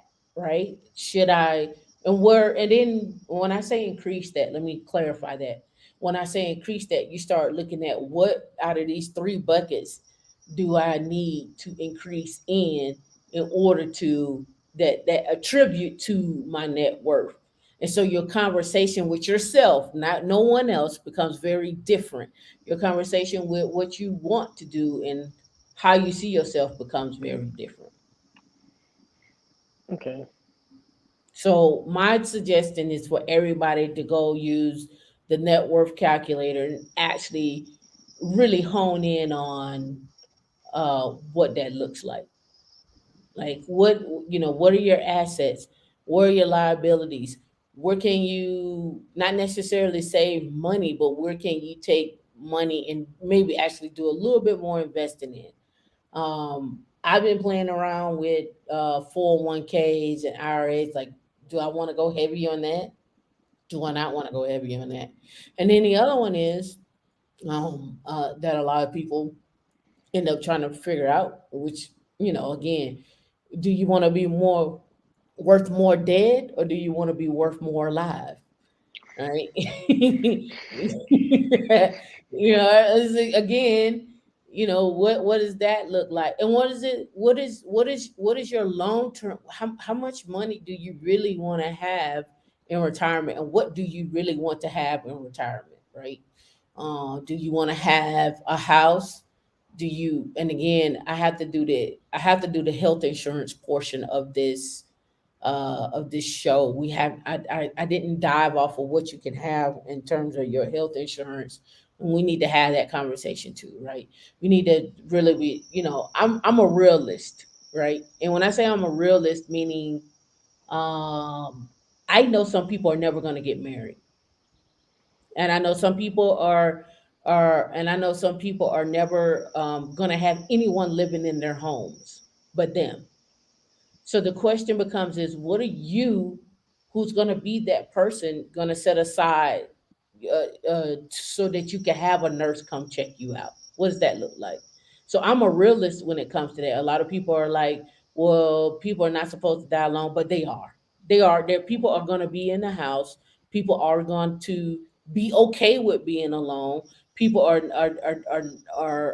not going to get married. They don't want to be bothered, right? They're okay with the life that they have, and we have to be realist about that. That's where some people are. So it's not just, like, oh, we just got together and it's the two of us, right? And now we're commingling these assets and so forth and so on. Now the heirs of that family can come after and so forth and so we have to have that honest conversation. Men are dying alone, women are dying alone. We're at this juncture now. What is it? I don't know why they said 143,000 to make it in California. It was 150 back in 2019, but that's beside the point. But all I'm simply saying is this. Uh, there are going to be a lot of people that don't want to get married and don't want to be bothered with other people. And that's okay for them. I'm not gonna force them to be married, whatever that means. I'm just gonna say, what are you doing to put things in place around you so that no one has to worry about you being in the house by yourself and dying. And it's a guy on YouTube, black guy on YouTube, that talks about this. I brought him up before about how he was like, yeah, I went over to a couple of my friend houses, men who are in their 50s, and he's found them dead, right? So this conversation isn't a man or a woman thing. It is a conversation about what are you going to do for protection for yourself. That's how I look at it. Understood. And it's kind of crazy, like as you mentioned that. Um, but before I say anything, I mean on the other stream, you already know what I said about the 120,000 11 years ago, and that wasn't California. But anyways, Yeah, yeah, we digress. yeah. Um, it's kind of funny that you say that because like even you talk about people dying alone, like Mm-hmm. and having those plans in place. Mm-hmm. Even like my father, like he stays a couple hours away from me. Um, but it's really just other than that, I'm the only family member he has down here, and that's for as long as I'm going to be down here. And then my mother, even though she doesn't have many of her immediate family up there, all my sisters and stuff are up there to be able to reach out and help her. So more than likely, even though my father has family, he runs that risk of dying alone, especially if I leave. And then especially since if anything happens, it's about 3.5 hours before I could actually reach him. So Mm-hmm. that's a serious reality. So Um, we're in the same case. So let me ask you this: what are you doing to put things in place for your father? Because I have the same. I have a similar situation. My mom is in Atlanta and she's by herself, but I still, I still have family in the area that can reach out and touch her. But essentially, she's by herself. So I am working towards putting things in place. So I would encourage you to have that conversation with him to put things in place that help you keep your mindset clear and also help him keep his mindset clear. Trust me, I understand they're stubborn. I get it. stuck in their ways, and Right. it's we're the type of people where it's like not so much my mother or my sisters, but and not even my other brother, but me and my dad. We went a similar route, except I made better decisions. But we Mhm. kind of like understand like either way, however things happen. I But think your earpieces went out. oh, hold on, can you hear me now? Mm-hmm. Mm-hmm. Mm-hmm. Okay, I hate these AirPods, but I think he and I um we have a similar background. I pretty much followed him, but I just made um for the most You part saw, better you saw decisions. the mistakes. You saw the mistakes and you corrected. Yeah. So, but we got a similar mindset as if whatever happens happens. But I what I'm trying to do as far as like being able to set something up for him, well first is basically getting up my situation because he and it's not even just him, it's my mother too. He's pretty much set in his ways, and um, he's not gonna do what it takes to kind of like get his situation better and a more comfortable setup to where he can be taken care of like that. So what I'm doing, um, pursuing my different endeavors through the stocks certifications and different business endeavors, which it's a lot more details with that, so Mm-hmm. that I can have it set up to where like I'm gonna have like multiple houses, but I'll have it set up to where wherever I'm living, whatever land and property that I have, I may have him living on that property with me. More than likely, not in the same house, but he'll be close. Yeah, I'm just being honest. Like, I get it. but that's how I plan to do it, so that he has somebody that close to him that can reach out and touch him. But if I need him to get out my face, like he can just Walk go over across, there.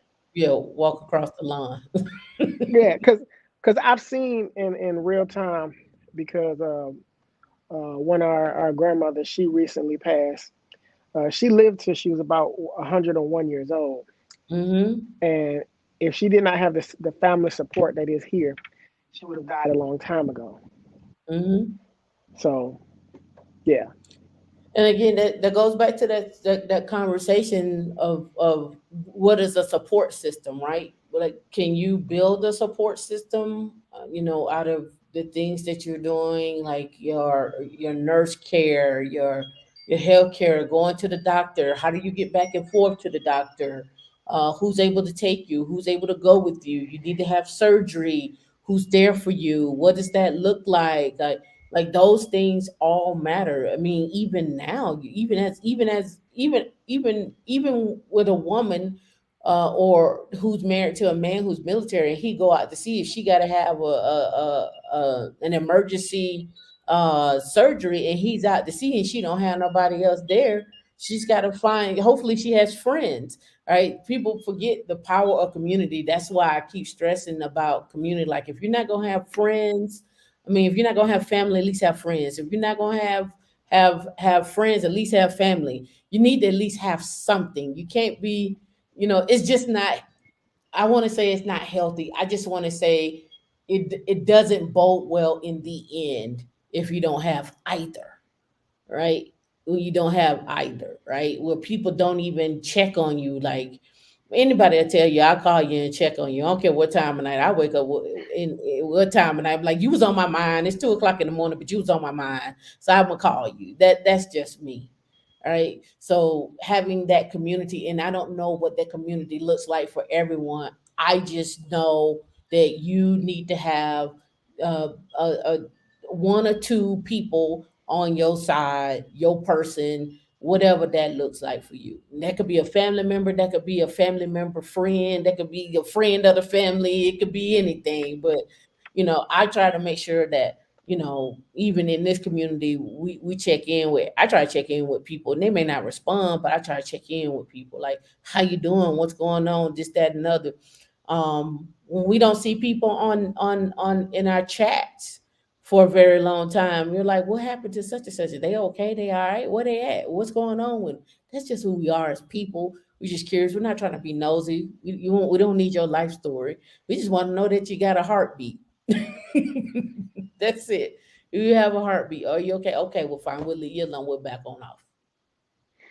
Yeah, I think that's ever since I left home, um, as the years went by, that's one thing that I kind of like understood the value of and saw the need for is some type of community. And Mm-hmm. right now, I think that's one of the biggest struggles because I want that with a lot of my family members, Mm-hmm. and a lot of them like, and when I say family members, I don't mean just my immediate family, Mm-hmm. um, but a lot of them don't see they don't see the value in it until they fallen on hard times, and then they cry out to the heavens why why we're not a family. It's because you chose not to be one.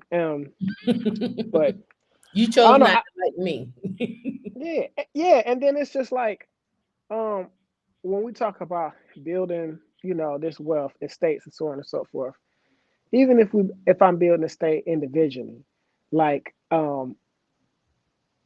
you still need other people to help you.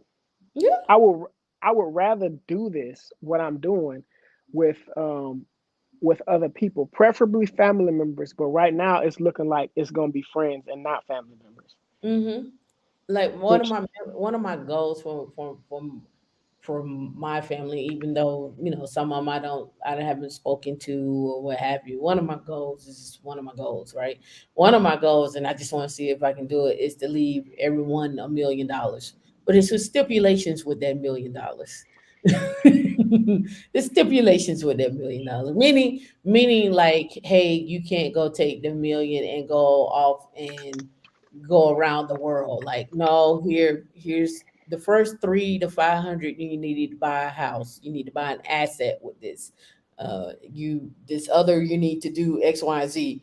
Here's 200,000 or 300,000 for yourself, just in cash, for you to go blow whatever that looks like, right? But I want to set. I just want to see if I can do it, right? I just want to see if I can literally just set it up where everybody gets $1 million, right?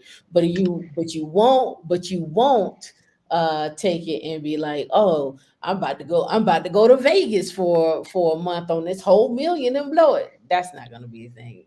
Like they say, you can even control the assets in death. Just want to see if I can do that's a way. What did my uncle say? Hey, shoot, this debt I'm about to pass on, I'm gonna live long after I die. So it. that's what he said. But but yeah, I feel that. I just know for a fact, like a lot of, I ain't gonna say no names, but I got a lot of family members like I'm not leaving them no money because they got serious gambling problems, and that's like that was a traumatic thing for me. So I don't want to be the one that kill them with this money. I get So you. I get you. Well, again, there are things that you can set aside for that, that you can allow that. What's going on, JC? How you doing? But again, I wanted to I just want people to start thinking about what does that look like, right? But here's the one thing I do know. I've never seen I've never seen rent go down. I've never seen apartment rent go down. I see it stay the same, but I don't never see it go down. And if the average rent across the United States is $2,000 right now, I don't see that going down no time soon. They may have a special. They'll run a special where you can move in $500 off every month, and you pay $1,500, but then it go up the market rent after that year. And what are you gonna do after that year? Right? I stayed in one apartment in Florida when I got there in 2011. I paid $1,500 a month, and then it moved up to 1,600. No, it moved up to 1,550. And then after about the second year, they was like, "Oh, we're going up the market," and it was 1,850, and that was back in 2011, 2013, 2011, 2012, 2013. And then after that, now when I go look at those, it's a two-bedroom. The two bedrooms are going for 2430, right? 2430. That's a lot for a two-bedroom in Florida. You go up to Atlanta, two bedrooms are 2430. You go up to DC, to a one bedroom is could be 2,400 depending on where you're at in that area. So I mean, it's all, you know, the rent's not going down. So the question is, what skills you gonna put in place? Are you gonna get married? Are you not? What's gonna be your plan after you get married? Before you get married? I don't know. But again, I'm just thinking, whatever it is you're doing, you're single right now, put something in place. That's all I'm saying. I was so I'm gonna make a comment and then I do want to ask you a question though. But I was thinking about what you were saying literally yesterday when you was talking about no estate, no date. And I Mm-hmm. was like, when you first said it, I was like, yeah, that's you know, that's real. But then like I was like, wait a minute, I ain't gonna be dating for the next 10 years if that's the case, because I don't have no circle that's coming in with no estate. But Well, then that's on you, right? That means you got to change your circle. That yeah, means you got to change your circle. Or you had a conversation with the young lady and be like, look, check this out. Go protect your assets. That's it. Have that conversation with her. Here's what I'm simply saying. Uh, Everybody is worried about the things they have accumulated as they're single, right? And I don't know of any person who's single right now that doesn't have at least a car, live in an apartment, or own a home, or or have accumulated something from a parent or a family member, right? So what are you so if you're worried about that, right? If it's so precious to me, if it's so precious to you, if it's so precious to you, why not protect it? Right? Why not protect it? That's all I'm saying. That's yeah, it. no, I'm with you on that. And my mentality, I'm gonna protect things, but nothing. My mentality is like, I got it. I know I can get it again, um, but I'm still gonna protect my stuff. But I do have a question, Hmm. because I've been experimenting with this. Do you know anything about algorithmic trading? Trading. I knew you was gonna ask me about that. I don't have my book here. Uh, Oh, I don't have, Do I? I mean, I don't think I do. D can tell. D can tell me about if I. D is the Greeks. Is that book is that book out, on the bookshelf? I think it is. I know a little bit about it. We'll talk. We'll talk about it. I know a little bit about it. We'll talk about it. What piqued your interest in algorithm trading? So I was playing around with kind of like the back end of Excel, and then I Mm-hmm. noticed like when I was looking at the statements, like the conditional statements and stuff like that, I'm like, oh, it looks similar to some programming languages that I It play is. around with. It is. So and then I got TradeStation, so I was playing around in the strategies portion, and I'm like, Mm-hmm. wait a minute, this looks just like Excel, like the way they do it. Mm-hmm. So I've been playing around trying to figure out all the little terms and stuff that they use for the what you call those, the different order types and actions. Mm-hmm. And I've been working on like developing, my own individual strategy outside of what I learned to be able to calculate averages and help me like chart faster so I could put more time into actually reading into the companies. I'm gonna give you this one. This called capitalize dot AI by from Interactive Brokers. I don't know if you're familiar with them, but code-free trading automation easily create, test, and automate trading scenarios using everyday English. And they'll sign you up, and you can do code-free trading automation. You can automate your trades and so forth and so on. They got research and analysis. We'll do a dive on this one here. We'll do a dive on this one, and we'll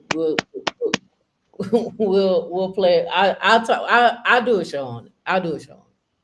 I'll do a show on Yeah, because I think that'd be great because that's part of and I'm not saying you can automate the whole process, but you could at least speed up um how potentially speed up how fast you can like and analyze a company if you it. get rid of the price action part. And then I know like you deep off in this, you ain't new to this, you Mm-hmm. true to this, and I'm just not discovering certain things. So Mm-hmm. JC said I have a condo in Miami that's a two-bedroom going for 2,200. I'm renting it out for 1,800 since the person gives me no headache. Yeah, yeah, yeah, yeah. And I think Mary had something that she said up here. Yeah, I know Huntsville has skyrocketed. It's 10 billion going into Huntsville.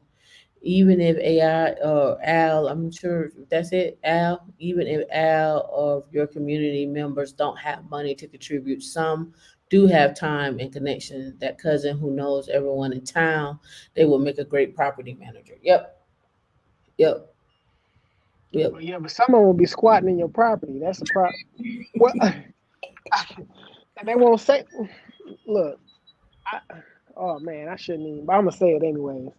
So we had my instructor.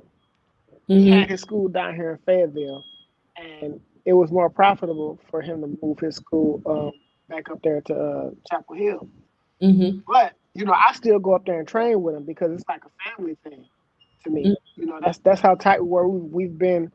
He's been training me all these years, and he gives me insights and stuff like that that he doesn't give anybody else just because of that. Um, and he's actually well connected too. So whenever I actually need something, like he knows people everywhere in that area that's kind of prominent. But anyways, he left one of the schools running down here. When I was still in the army, my other buddies who had gotten out, they were supposed to be low key running it because he was contemplating on whether or not he was going to allow them um, to run an additional school down here to be able to funnel students back and forth within the realm of competition and all that other stuff, just to Mm-hmm. just to keep the school running, and because we were competent enough to teach. Now, I couldn't because I was working and I was going Mm-hmm. on deployments and stuff like that. But I mean, it was just inconsistent with the training times, and then you had situations where I had training partners that was like They'll have like a mattress on the wall, living in the gym, and at like one point, um, I guess he kind of, oh man, he kind of fell on hard times. What is a mattress on the wall going to? Well, he so he put a mattress on the wall, and I Mm, never knew why it was there, but like he would pull the mattress down and sleep on it, and at one point, him and like whoever he was with, they would they lost their place, so they were living out of the gym, and it was just like, and I didn't even know it for a while until one day I was like, how come they never moved their car? And he found out and had to get shut down. I But mean, people sleep in all kind of things. We already seen the van life, and truck drivers live in their truck. They don't. They save their money, don't buy a car. When they get to the town, they just rent a car. I've heard both sides. I heard renting a car is an inconvenience, and I also heard that having a car is an inconvenience. I've heard both sides. Like, I don't need a place to live, but then when they want to see somebody, they either go to their house or they have to have a hotel, right? And then most truckers are not spending the night in an expensive hotel, so it's in the budget, this, that, and the other. So it's like when you invite the young lady over is to this hotel, like, so it's again depending on the lifestyle that person is trying to lead. Some truckers I know want to get off the road. Some truckers like they don't mind being on the road. At the end of the day, it's what kind of life do you want to have? Like, what do you want to come? When you come home? What does that look like? And then I think yeah, that's a hard question for a lot of people to ask when you even married, right? When you come home and you're married, what is that? What do you want that to look like, right? The house is clean all the time. Is she working? Is she not working? Uh, hell, I know some men don't even want to live with a woman. They want to be married. And there's some people that do it. Like, I think people have their own way of living, and I'm not here to knock it. If that shit works for you, that shit works for you. That's it. That's how I look at it. If you feel like you can't live with somebody, and you live next door to him. Hell, I mean, let's really be real about it. If you really want to think about it, Kanye West bought a house across the street from his ex-wife, right? Like, he bought a house across the street from his ex-wife. Granted, he may be petty, but again, he's like, I want to see my kids and have them walk across the street. I'm gonna have the door open. I'm gonna be at the end of the driveway. I ain't gotta be in your house. I'm gonna be here again. Everybody life is different, and everybody does things differently. They do what they can afford to do, and whatever that looks like for them. That's how I look at it. I'm not gonna judge that man for how he want to see his kids. I'm hey, she knew who he was beforehand. So I mean, for the kids, at least he's visible, you know. all I can say is that's that man kids, and he's like, you got a house, and I'm in town, and they're gonna come over here and spend the night. And if you need to pick them up, just come outside. I love it. Down to earth said he could at least gone around the corner. He's like, no, I'm outside. Open the gate Hey, and have to walk across the street. anything can happen in that commute going around the corner. They can trip and fall and whatever. They can get snatched up. He's like, But if I'm you outside. across the street, I can see you. Come across the street. The security is outside. My security, your security. Y'all walk across the street. What's up, North? Like, it is what it is. like I a don't know. hostage exchange. Hey man, as many single parents out here, men and women, I'm just happy that they got a house, and trying to make it work. Whatever that looks like. I don't know what that looks like, but whatever that looks like, cool. Yeah. Yeah, he knew her before marriage. Yeah, and he's Oh, serious about his kids. He not playing by his kids. It is what it is, and he's like, I want to see him. Bring we him all out. knew her before she was married. I She was mean, raising her. so again, I don't want to derail the conversation. I just want to say whatever whatever people are doing, make sure you have a community around you that supports you. That's it. And JC, I saw your comment in Discord about Linux. I'm gonna say this. Most people who are doing like we say DoD work or your bigger companies, they are red hat. If you are looking at how to study Linux, you can learn on Ubuntu if you want to. I say most people understand when you got an RHCSA certification is respected. That's just what it is. Learning Ubuntu is cool. However, when it comes down to learning Ubuntu, is the question is where are you working on? And normally that falls under Kubernetes. I don't see too many people building infrastructure under Ubuntu as like their desktops per se. I usually see that under Linux, under Red Hat, and that's because Red Hat has the paid subscription and then they got support. So it depends on who you're looking at and what that looks like. Just to put that FYI out there for you, right? Mm. Okay. When you talk about Red Hat, Mm. um, so to set up your lab, how many extra computers do you need? Is it just like one, or could you just use one computer and do a bunch of VMs, or do you need like three computers? It depends on what your goal is. I mean, on a Red Hat machine with enough memory. That's the other thing you got to remember. You need memory and storage, right? You can get I think you can get up to 16 VMs on one machine using KVM, right? So KVM is the hypervisor on Red Hat, so you can build that out. So again, it depends on what you're attempting to do. If you're just trying to set up, I want to build an NFS server, I want to build a printing server, I want to learn how to set up a database, I want to have an application talking to it.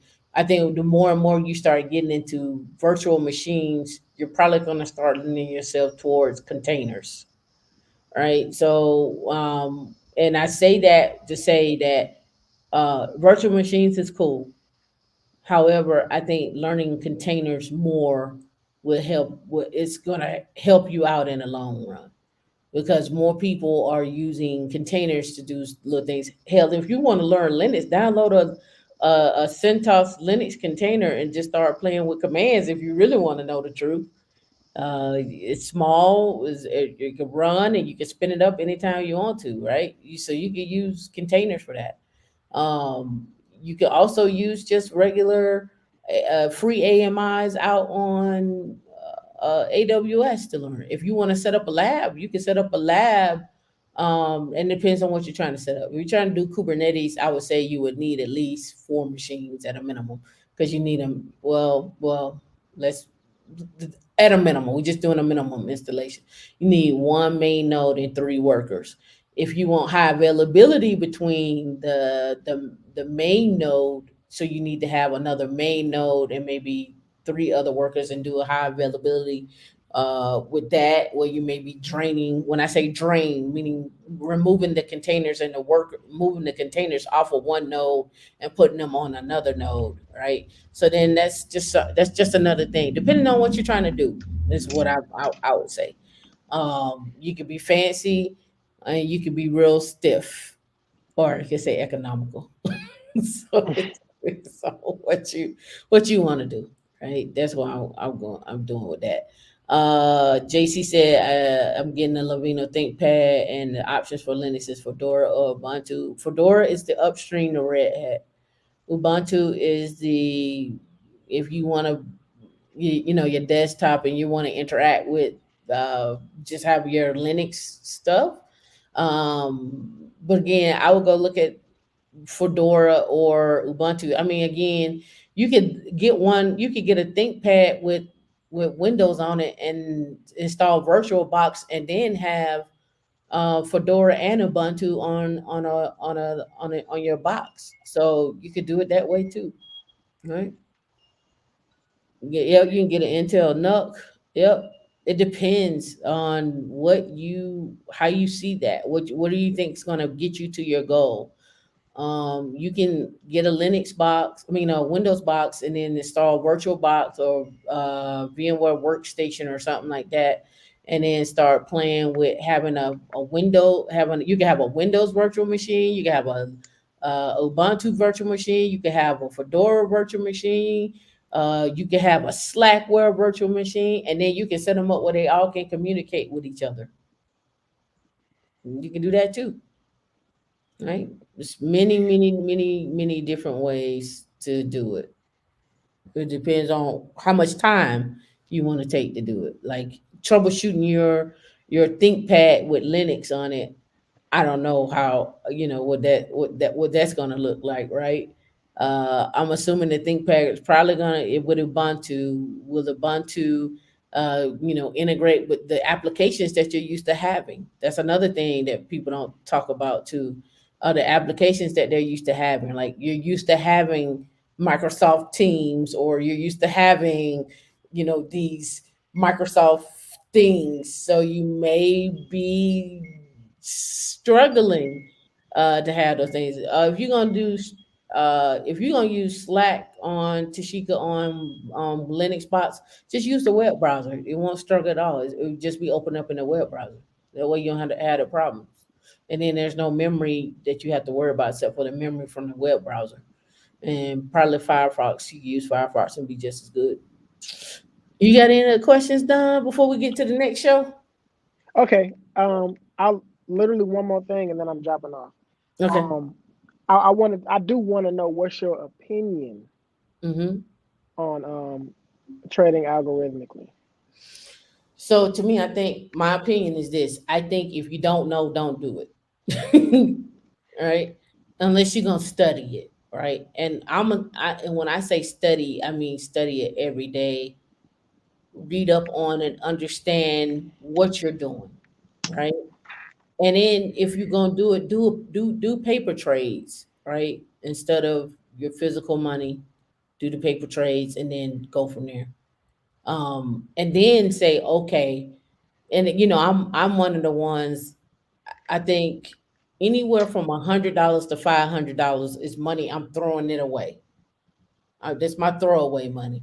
Once you start learning the process, then take yourself and say, okay, I'm gonna play with some real money and see what I get.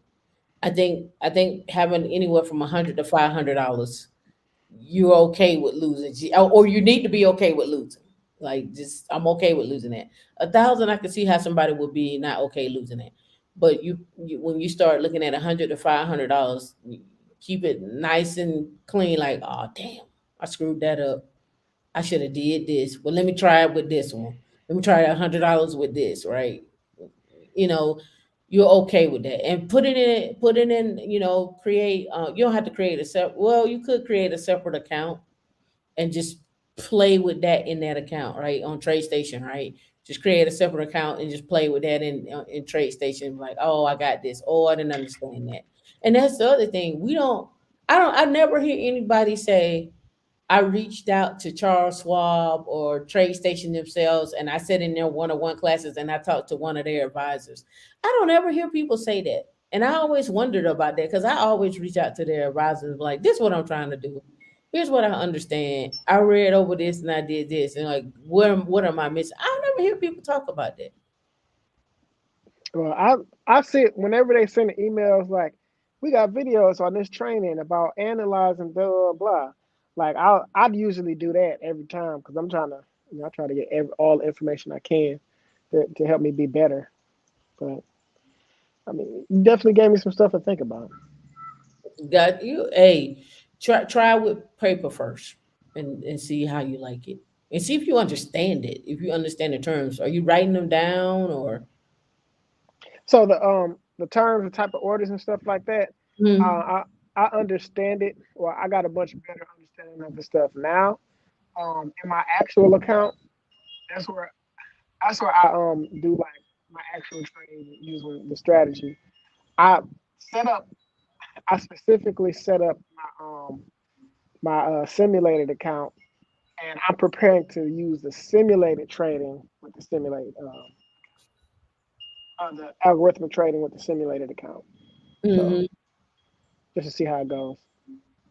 Got you. Somebody was saying ask more Linux questions, Don. That's what they're trying to set you up, Don. We got a whole show dedicated for on how we Linux for Linux. Where in fact, I'm gonna be nice today. I'm not setting nothing up. We'll do a live Q&A section on Linux. This is the People's Choice, the People's Choice Awards. You guys Yeah, get to dictate Linux questions Q&A. How about that? yeah, because I'm gonna go ahead and drop off, and then I'll come back on the next show because I'm gonna have questions, but because I can keep going, but I want you to stick to your schedule. Oh yeah. So D will be up on the next show. Again, I'll leave it open to Linux questions. I think last week we did all the different all the different training platforms that are out there. What does that look like? If you want to get down that road, but I think also this week I wanted to highlight some jobs as well too that actually came over, so I want to talk about those. Hopefully Mario's around. I don't know. I didn't check my thing. Since we've been over here talking to see if he's coming on or not. But again, I'll drop another link for him to see if he comes up because he had jobs. He had job opportunities and he also had some training opportunities as well too. If he comes to the second show, cool. If not, I'll just talk about it. No big deal. All right. Well, Don, I appreciate you coming up. Remember, 5 million, 10 million, next 10 years. Let's go. But Shika, we appreciate your donations. All right. We'll see how that goes. See you on the next show. All right now.